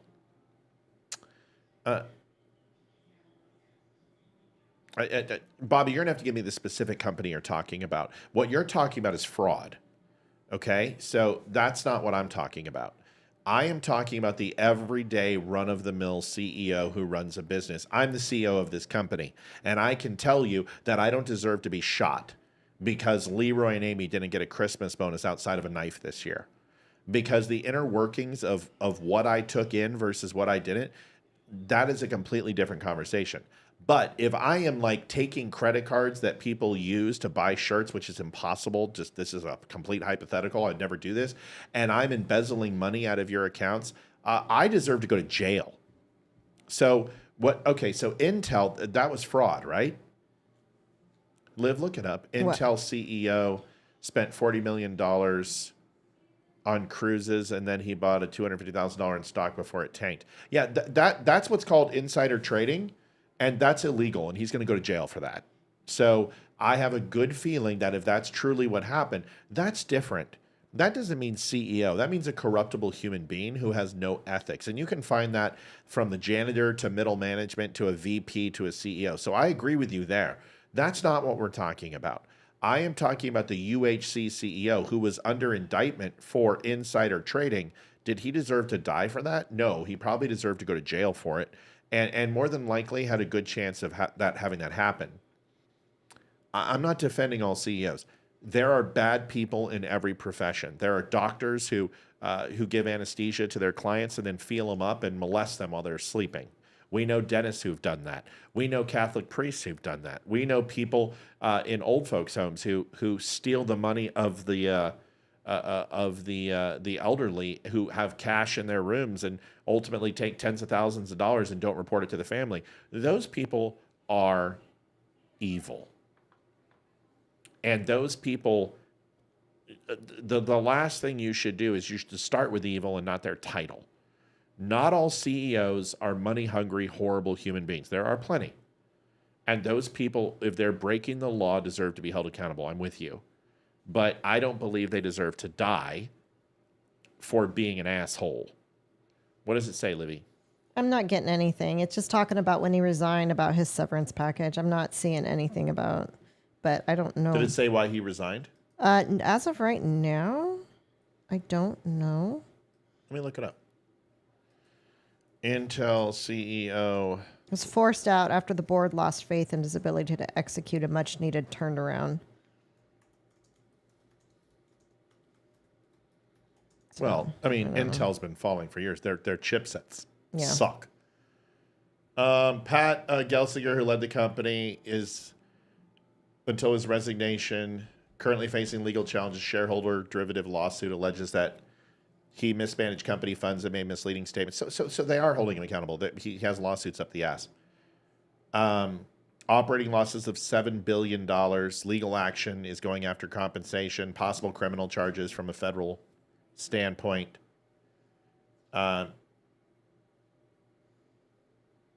Yeah, so that's different. That's different. We're not talking about that. I'm talking about the average CEO who shows up to work and does their job. We can go to Enron. Okay, we can go to Gateway Computers and Compaq Computers and what they did. What was it? The 2008 housing crash. What was that? That was right. Fannie Mae and Bernie Freddie Mac or something. Freddie Mac and Bernie Mac, whatever it was. But my point is, Bobby, I'm not defending anybody from Intel. I'm not defending anybody who takes advantage of employees. My point is that this guy shot a CEO for no other reason than we understand is that he read a book in 2014, was radicalized, and felt that because UHC was the largest healthcare provider in the United States, that CEO was responsible for all the travesties that take place with healthcare providers. You know what I mean? The CEO works just... But see, I disagree. When people say, hey, a janitor works harder than the CEO, it is a different type of qualification. It is a different type of work. And no, they don't. And the front end manager does not work harder than the CEO. I'm sorry. No. In fact, most district managers and regional leaders don't work harder than the CEO. CEOs clock 80, 90, 100 hours a week. I've never met a CEO who did not put in 12 to 14-hour days easily. It's just a different type of work. It's a different type of brain box. When I make decisions for my district or for the region or for the states, that decision would be millions of dollars. When I'm doing contracts for marketing with the Houston Astros, or I'm doing marketing for the Houston Texans, working with Xfinity, and I am signing multi-level contracts with multiple cities, multiple counties to hire and move forward our overall footprint in a market that's heavily competing with AT&T, the decision that I make could lose thousands of jobs. That is very different than making sure that a floor is mopped properly or that the lettuce is cut diagonally so it makes a quarter cut on the burger. There is a very different level and skill set required. And as an executive, I'm going to come from the place that I worked from the ground up. I cut the lettuce. I mopped the floors. I came from there. I was a host at Applebee's, and I worked myself all the way up to a store manager. I know. I started out as a sales guy in Circuit and then became a manager. I started out working at Game Crazy as a store manager and then became a DM in a regional. I understand. But I also have a taste of what it's like to be a VP, and it's not the same skill set. But I do understand where you're coming from. The frontline workers truly make the difference in jobs. They are the ones that are the face of the company, and they deserve to be compensated. But where I have an issue is when you are told you're going to be compensated this much, and people leave and quit when they feel they deserve more outside of the normal process. To me, that's not the way that I worked. It sounds like your husband was completely treated like shit. I don't like that because I know he's donated to the show. I know you donate to the show. You watch the show. So I'm with you. I just think that a lot of people say, CEO, blame that guy. It's his fault. When it may not be as simple as that. That's the only point I'm trying to make. Is that fair? Maybe it's not. It is. Thanks, Bobby. It's the first time we've kind of had that back and forth. Nobody deserves to die. They need their day in court. I agree. You and I completely agree. And I'm sorry to hear about your husband. I've been fired from jobs because of money. I was fired from, well, No, I was let go from Flags of Valor because of money. And I signed a contract that guaranteed me $150,000 a year, and then COVID hit. And they lost 66% of their revenue. And God bless Joe and Brian had a choice to make. Let me go. And whether they felt I was doing my job adequately or not enough, that's neither here nor there, because that's an argument that I can have with anybody. But they had to make a decision. And it was about money.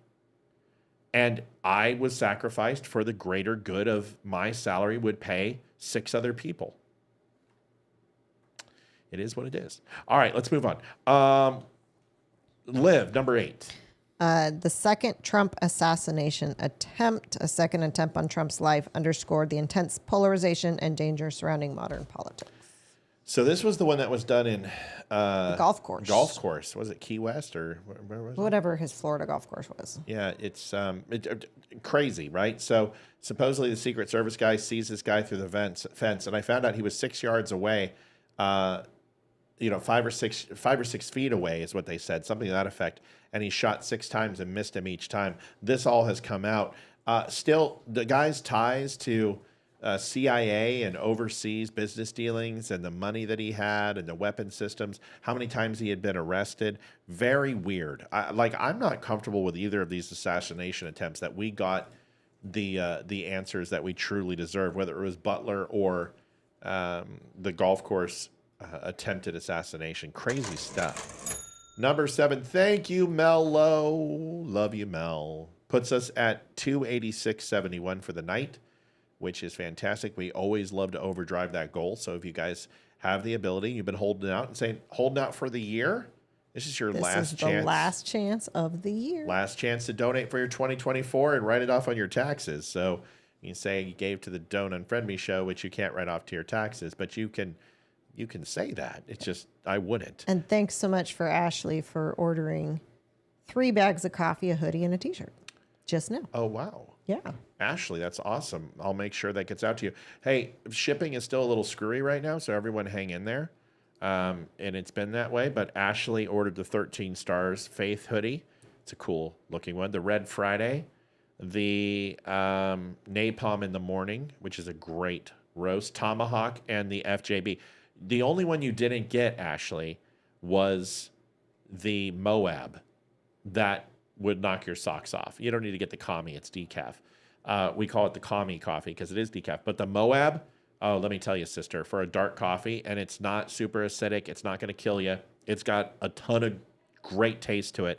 And what a lot of people don't know is that the darker roasts don't have more caffeine in it than the lighter roasts. The less you roast beans, the more caffeine. Acidic and more caffeine they have. So it's actually, if people are like, I don't like dark coffee because of the acid, it's actually the lighter coffee has more acid. And I learned this, 2 years ago when we worked with that coffee dude, and I looked into a bunch of coffee stuff, and I was pretty shocked. It's pretty interesting. Yeah. So just FYI, the Moab is delicious. So if you like, it is like liquid gold. It's amazing. So give it a shot. Happy New Year, Alexandra. Number 7. Trump guilty in hush money trial. Legal trouble will start to accumulate as he was found guilty of 34 charges in New York for essentially a clerical error. Can you imagine how many years in jail you would have for screwing up our book at home? Yeah, exactly. Basically, Olivia would be like a prison bitch for like 96 years to life. Essentially, it was a clerical error. You can say whatever you want. It was stupid. It's going to be thrown out. The entire premise of the case is so chicken shit. It was misdemeanors. Alvin Bragg turned it down. The state's attorney turned it down. The federal government turned it down. The FBI and Department of Justice, bless you, turned it down. It was a complete joke. And they actually had to extend the overall charges because they were essentially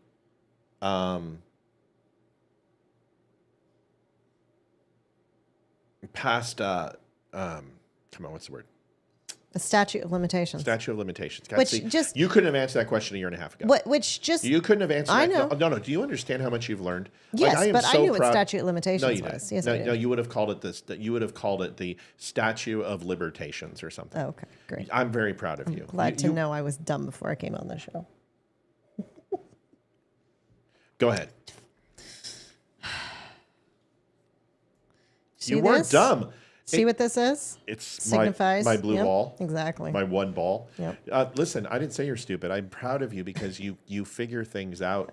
Like your entire time tonight, you've been crushing it, and I'm so happy to see you out of your shell. You need to drink more often. Exactly. I was going to say it's the wine. It is the Which wine. I'm going to have the girls get me some more here. That's great.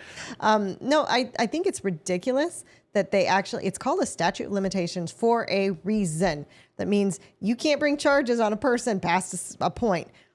By doing this to Trump, they open up a freaking big can of worms because now you're going to have precedents, and now you're going to be able to say, someone's going to be able to say, this person raped me 25 years ago, or this person did this, or blah, blah, blah. And they're going to be like, I'm sorry, it's So past what the statute Jean of Carroll limitations. did? Yeah, it's past the statute. Well, it's because it's Trump. That's the only reason it passed and went through. But, they're going to be like, past the statute of limitations. Nope. Trump got charged. They extended his. So if that's the case, that's precedent. I want mine now. And they just opened up a big can of worms that's going to bite them in the ass in the end. And I guarantee some state's attorney or somebody is going to get sued by somebody that won't bring a case forward for statute of limitations. And it's just going to freaking, until they need to appeal it and say, this is not acceptable. This shouldn't have gone through in the first place. Otherwise, there's going to be some big issues soon, in my opinion. By the way, I'm just watching this video on Twitter, and I'm just so upset at people. This guy says, what would be the best way to enter this room? Dead. Dead. Dead. Dead. Dead. Okay, folks. This is... the number one answer is grenades. First of all, if you understand deployment, you could literally trade one of your Humvees and maybe get a case of grenades overseas. Okay, unless you're a special operator, you don't have access to everything you need in the field. That's the movies. You do have flashbangs, but if you're thinking you're gonna have a home wrecker and you're just gonna drop it in there, there's a couple things. First of all, is that you are not going to throw a home wrecker in if you're looking for an HVT or some sort of hostage. So you're going to have to put a banger through the door, but that's not the best option. The best option is to move away from the door, decrease your angle, and start pieing the area. And you want to slowly segment the angles until you get a look at what you're facing. Honestly, you would also look at the outward environment of the door.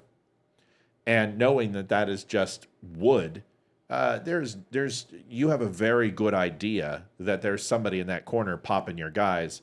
There's a very good chance that you could put a banger in there and then, put a few rounds through the wall and hit your target or make your target move. But there's multiple things you can do. Walking in blind is absolutely stupid. And trying to do a stack like that is also extremely stupid.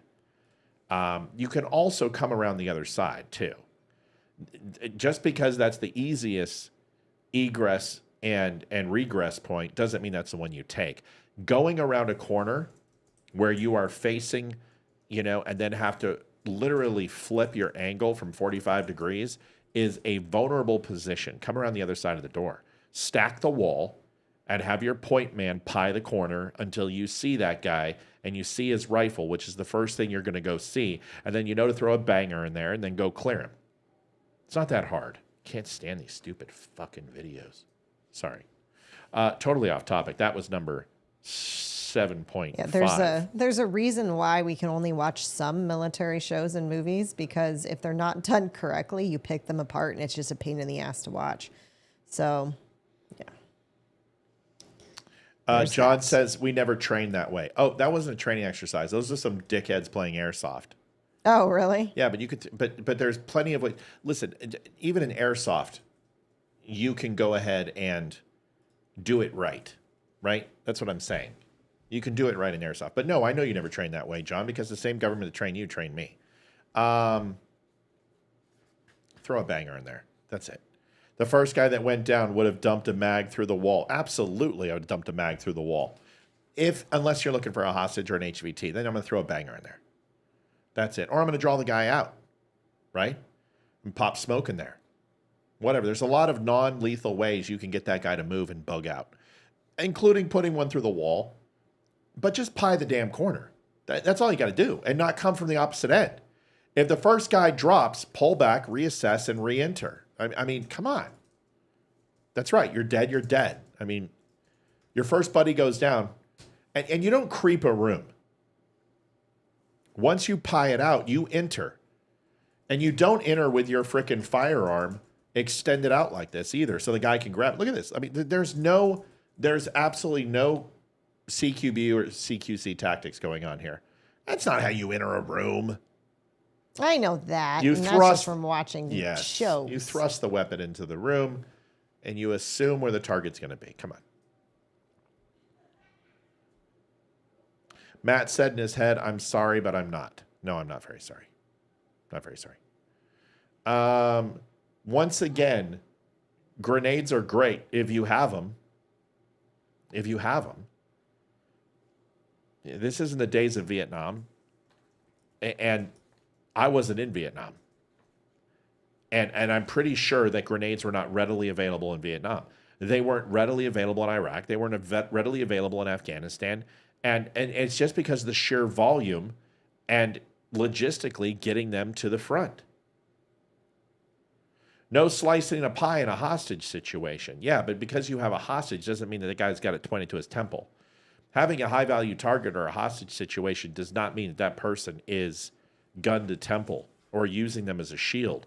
In fact, most times if you're doing entry correctly, that person doesn't even know you're there. But once you've lost the element of surprise, you have to reassess that entire situation, because that's no longer a hostage or an HVT situation. It's a sheer amount of how many people are going to die on my side versus how many bogeys can I take out, and how many hostages am I going to lose, and how many squirters are going to get out the back because I'm not running a proper entryway. There's just too much. There's too many variables there.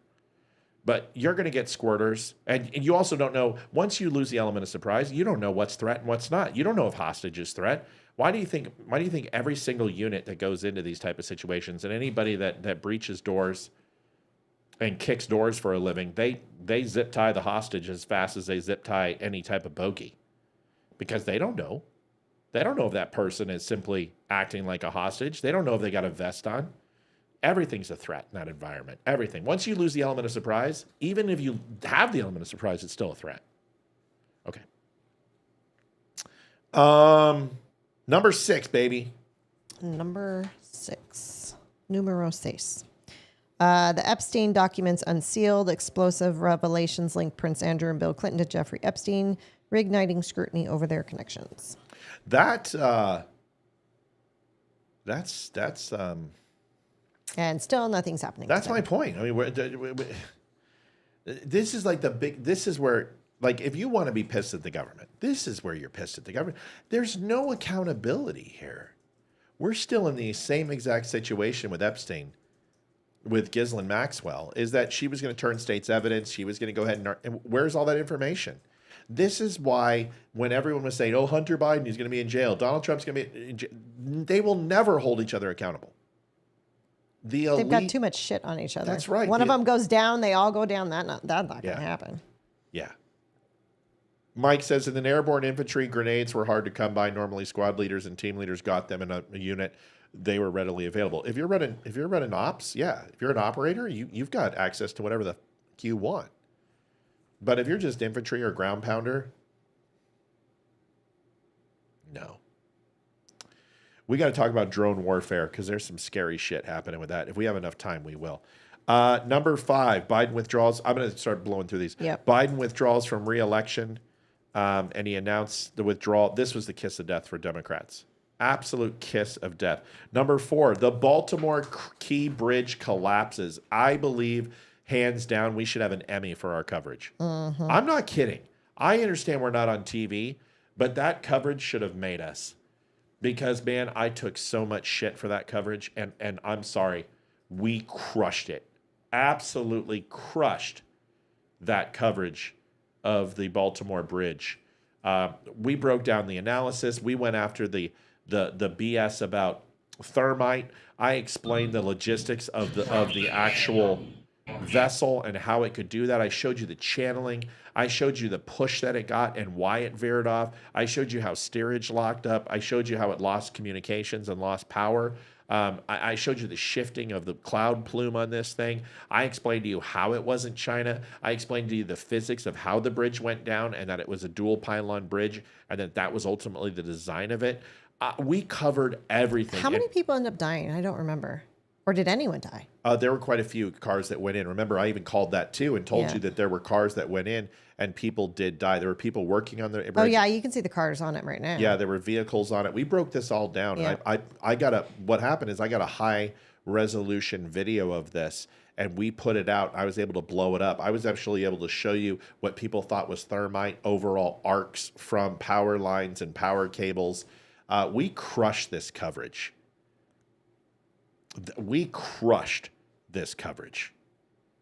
And I believe that we should have gotten some sort of something for it, But it doesn't matter. We didn't. But everyone, I remember this was the first time that I said anything about Laura Loomer. Or not Laura Loomer, but Laura Logan. And when I meet her, I'm going to have a talk to her about that and said, gosh, I kind of was hard on you about your coverage on this. And one thing I know about that lady is that she is so incredibly smart and so incredibly humble. And I've really grown to admire her. But I think overall deaths 6 maybe, and there were several injuries, but fatalities I think it was 6. Yes, Mel, you also covered it well. I said we, didn't I? Did I say we, or did I say I? No, I think you said we. Okay, I usually say we. I usually don't do the I pronoun game. Maybe I did, but this was great coverage. There's no I in team, dear. Mel killed it. Mel was on the phone with us all the time. We were talking. It was great coverage. I thought we did a great job. You can go back and watch it. We had 2 major videos. One of them was seen by like 13 million people.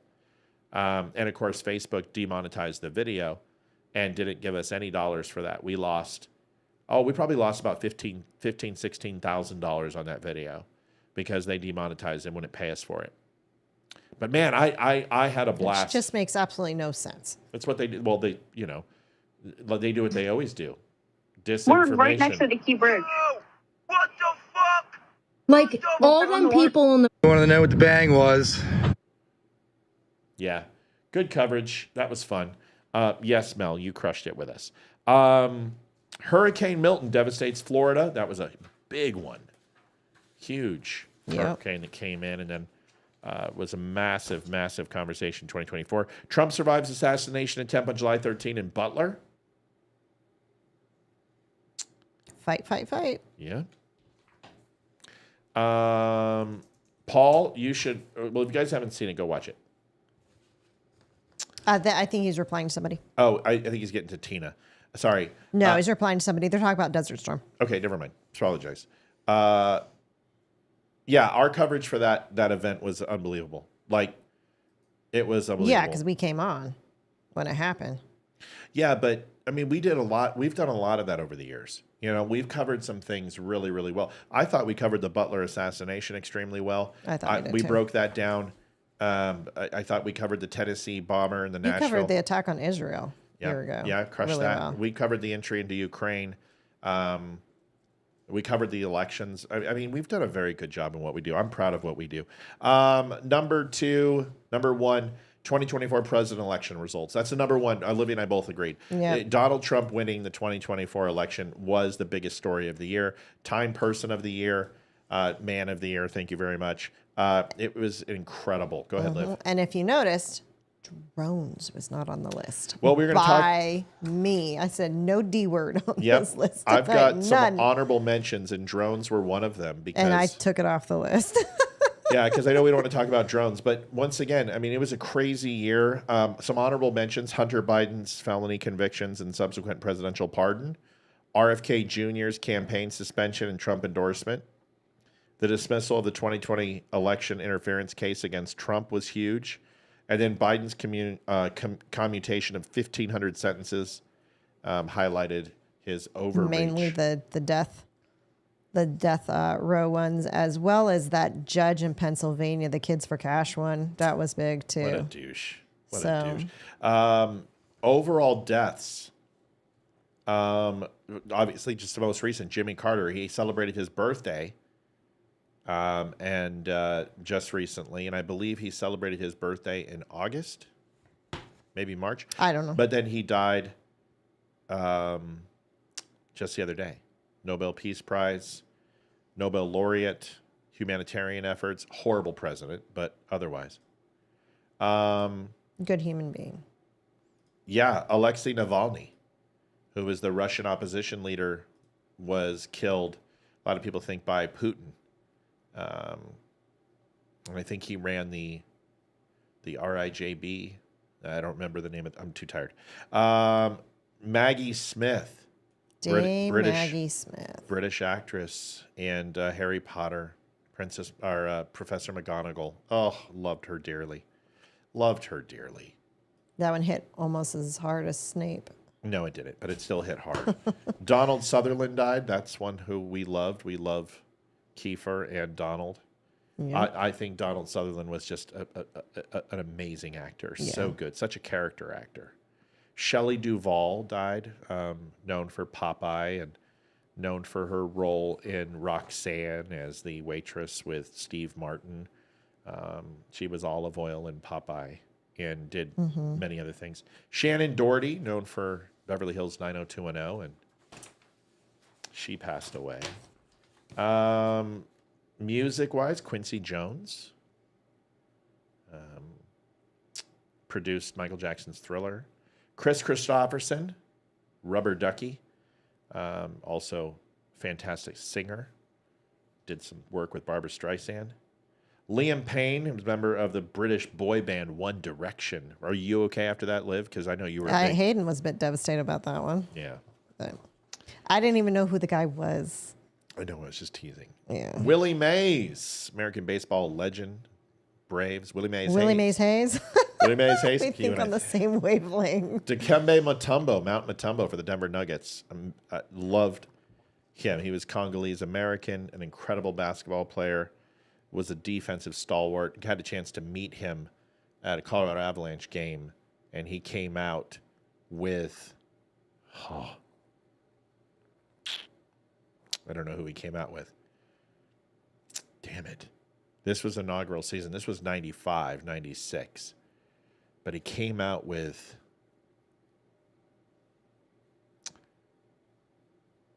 Curtis Lecision from the Colorado Avalanche.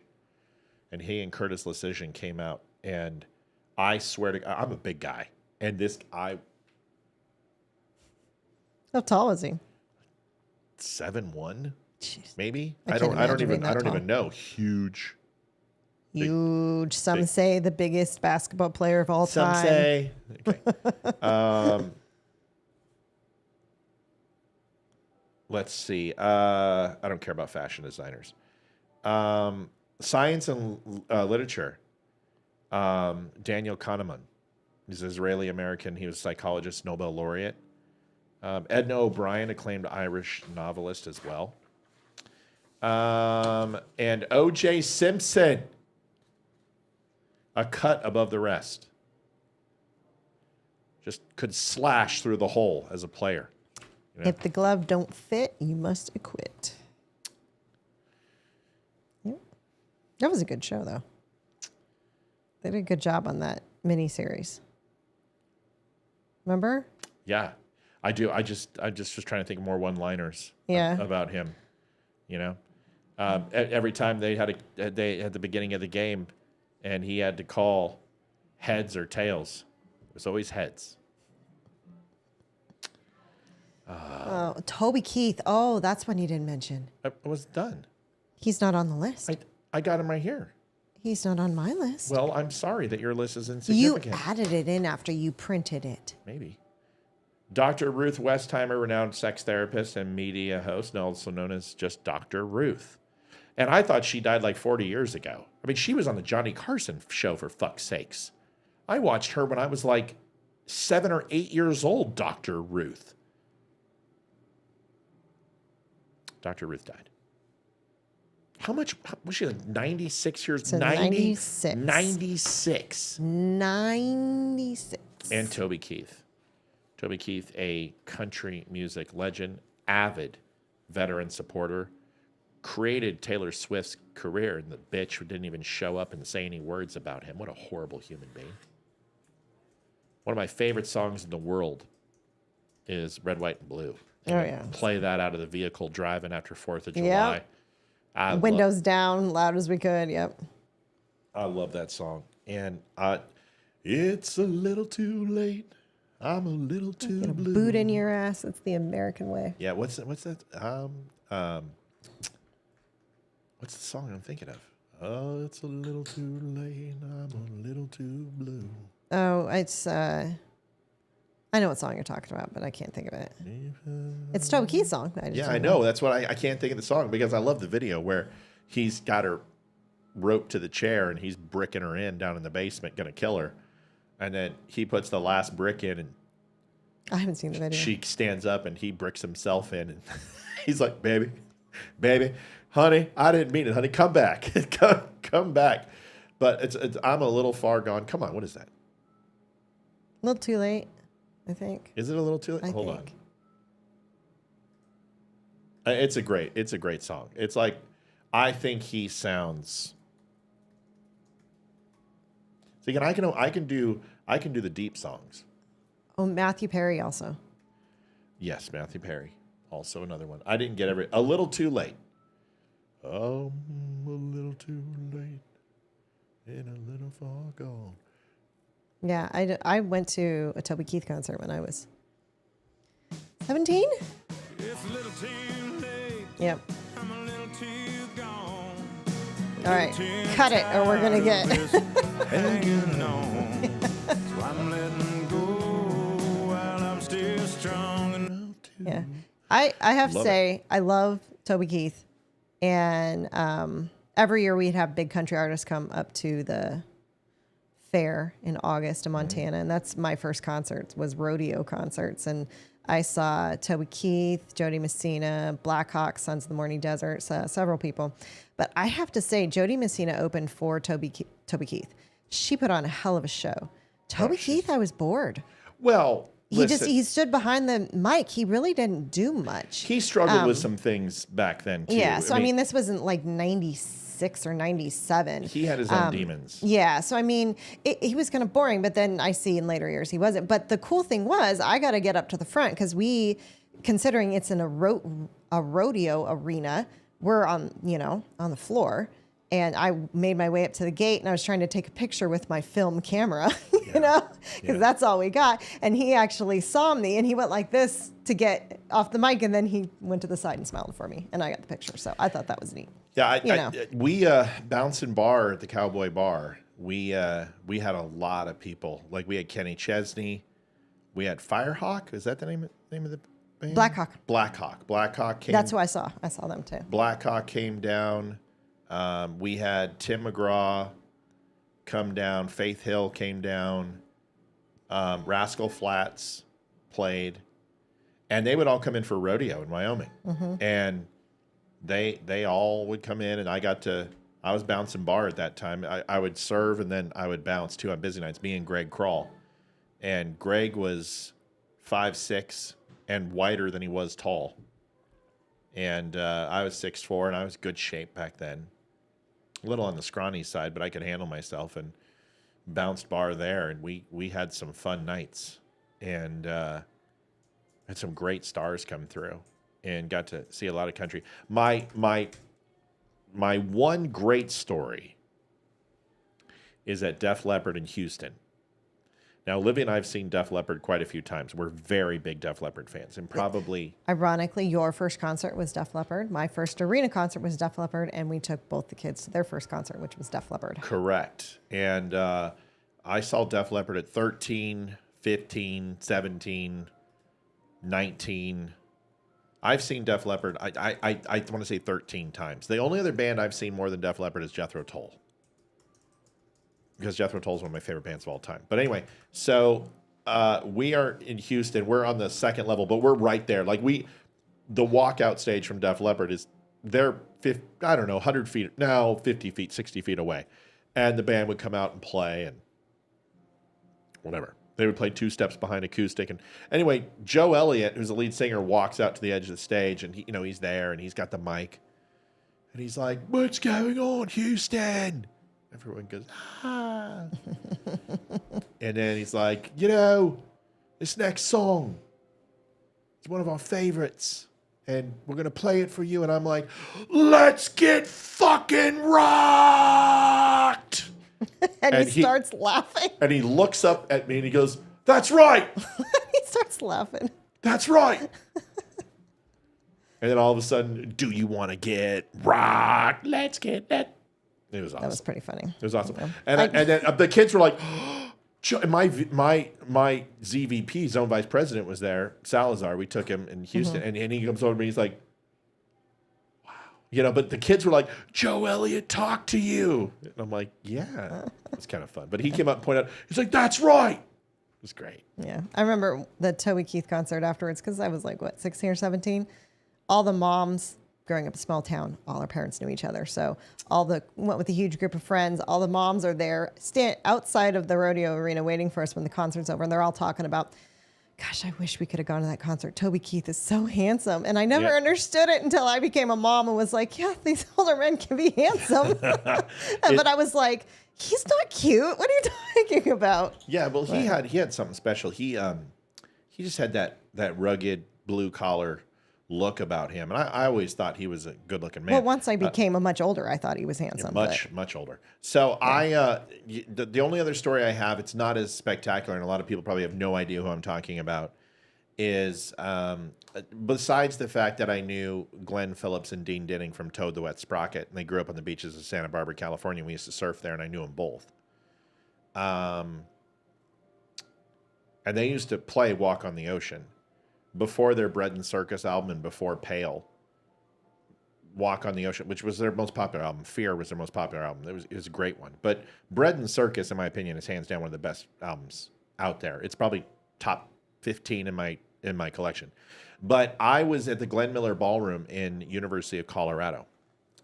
And when school wasn't in session in the summer, they would have the Glenn Miller Ballroom. Oingo Boingo played there. We saw Oingo Boingo.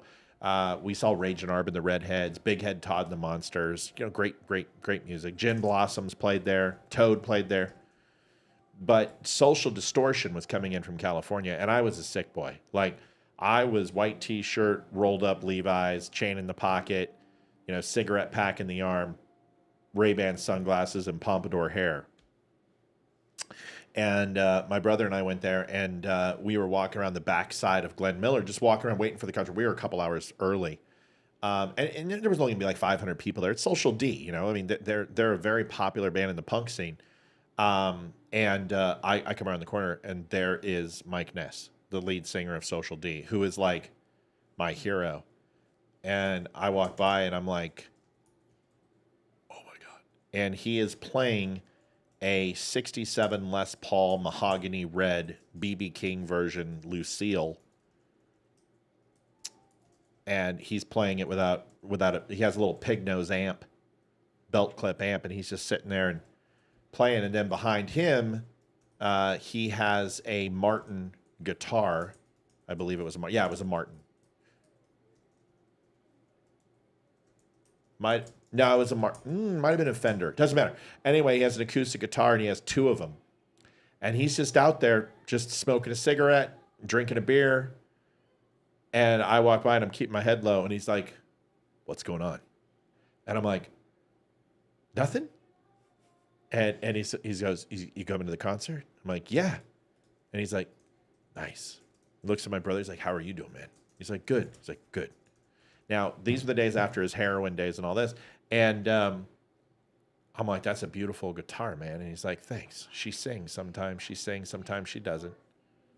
Hopefully tonight she sings for you guys. He's like, "You play?" And I'm like, my brother's like, He's like, I play.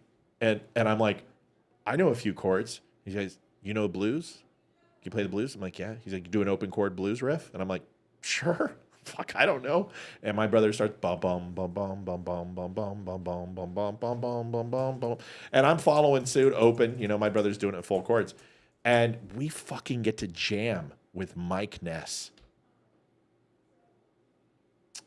Got to play with Mike Ness. Now, he was a real son of a bitch in his earlier days. But once he got married and slowed down, and some of his songs they wrote like Angel Wings and stuff like, and got off the heroin, he became a really decent human being. But he was a real prick.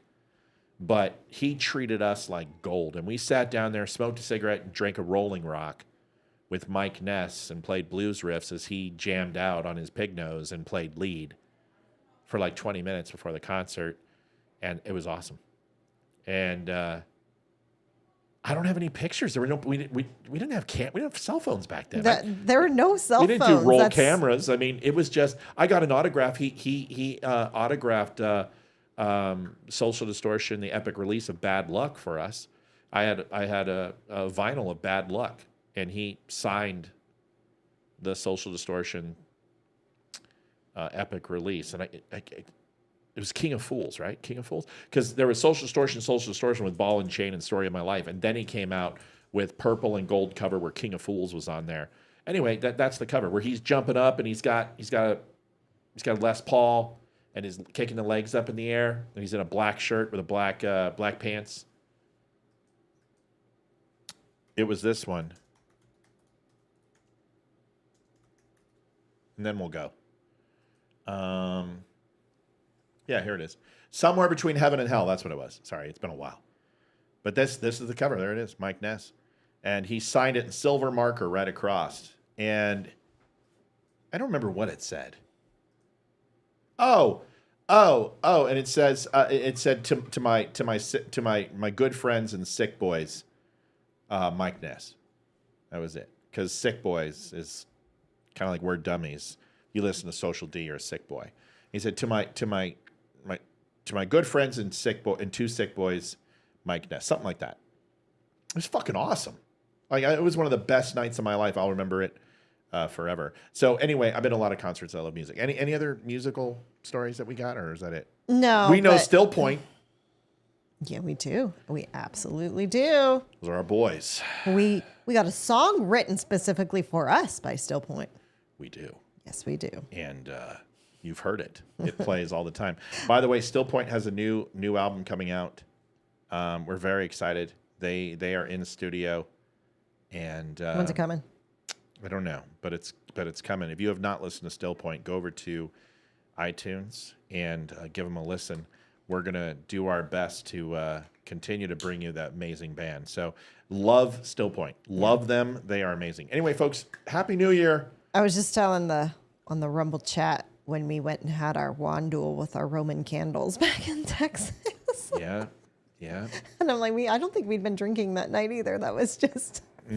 No, because that was in the peak of my workouts. Yeah. So, I had a few whiskeys. Was that 4th or New Year's? That was 4th. Was it? No, I had a few. I had a few. Are whiskeys. you sure that was? Yeah, that's when we bought $1,800 worth of fireworks. Because I was freaking wasted that night, and I don't remember being. Trust me. I thought it was New Year's because I was wearing long sleeves and pants. We set off the mortars that night. And remember when it fell over and the mortar went down the street and like almost blew up our entire block? Yes, I remember that. But I swear this was a New Year's Eve thing. Okay, whatever. Fine, it's New Year's. It doesn't matter. It's nobody's going to know anyway. It doesn't matter.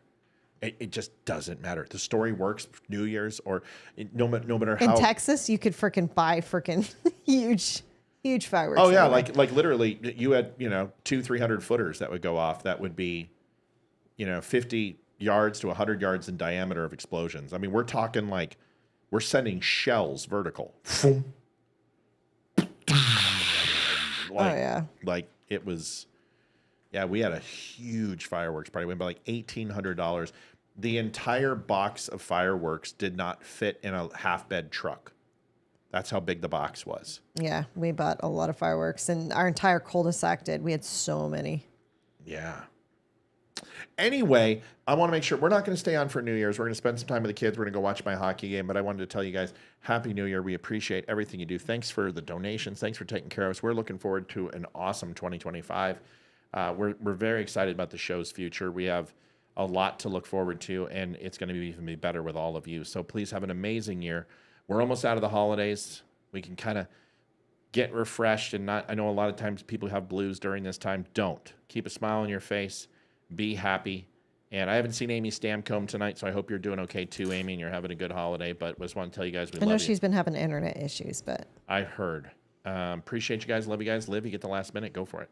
Thank you all for being our faithful dummies. We appreciate you all and helping us keep the show going, and looking forward to an amazing 2025 when we're going to have a 15 and a 12-year-old here shortly.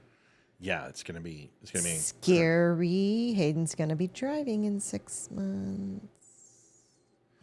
No, she's not. We're not gonna driver's permit. Maybe we'll see. Thomas, thank you for everything you do, guys. Thanks for taking care of us. We'll see you. I hate to. I know this is stupid, but we'll see you. See you next year. Oh, so funny. Got it. And you know what? I figured out the key to Yenny not molesting the microphone. I have to give her a little bit of attention before the show. I gave her some love when I was getting ready upstairs for just a few minutes, and she stayed up there the whole show. So that's the key. I actually have to pay attention to her for a couple minutes. So Thomas says FBI sees its biggest cache of explosives in the history from a Virginia farm. We might want to call Mike. Yep. It's making me a little nervous. Mike, call me. We know a few of those farms. I'm just letting you know. Happy New Year, everybody. We'll see you guys. Happy New Year, guys. See you in 2025. We're taking tomorrow off. We will be back on Thursday. God bless. Have a great night. See you guys. Bye. Adjusting transmitter output. This is the Don't Unfriend Me Show with your hosts, Matt, Leroy, Amy, and Olivia. Geopolitics, military analysis, and election coverage. Coming to you live on all major social media channels at The Dumb Show. Honest, direct, unfiltered. We can agree, we can disagree. Just don't unfriend me.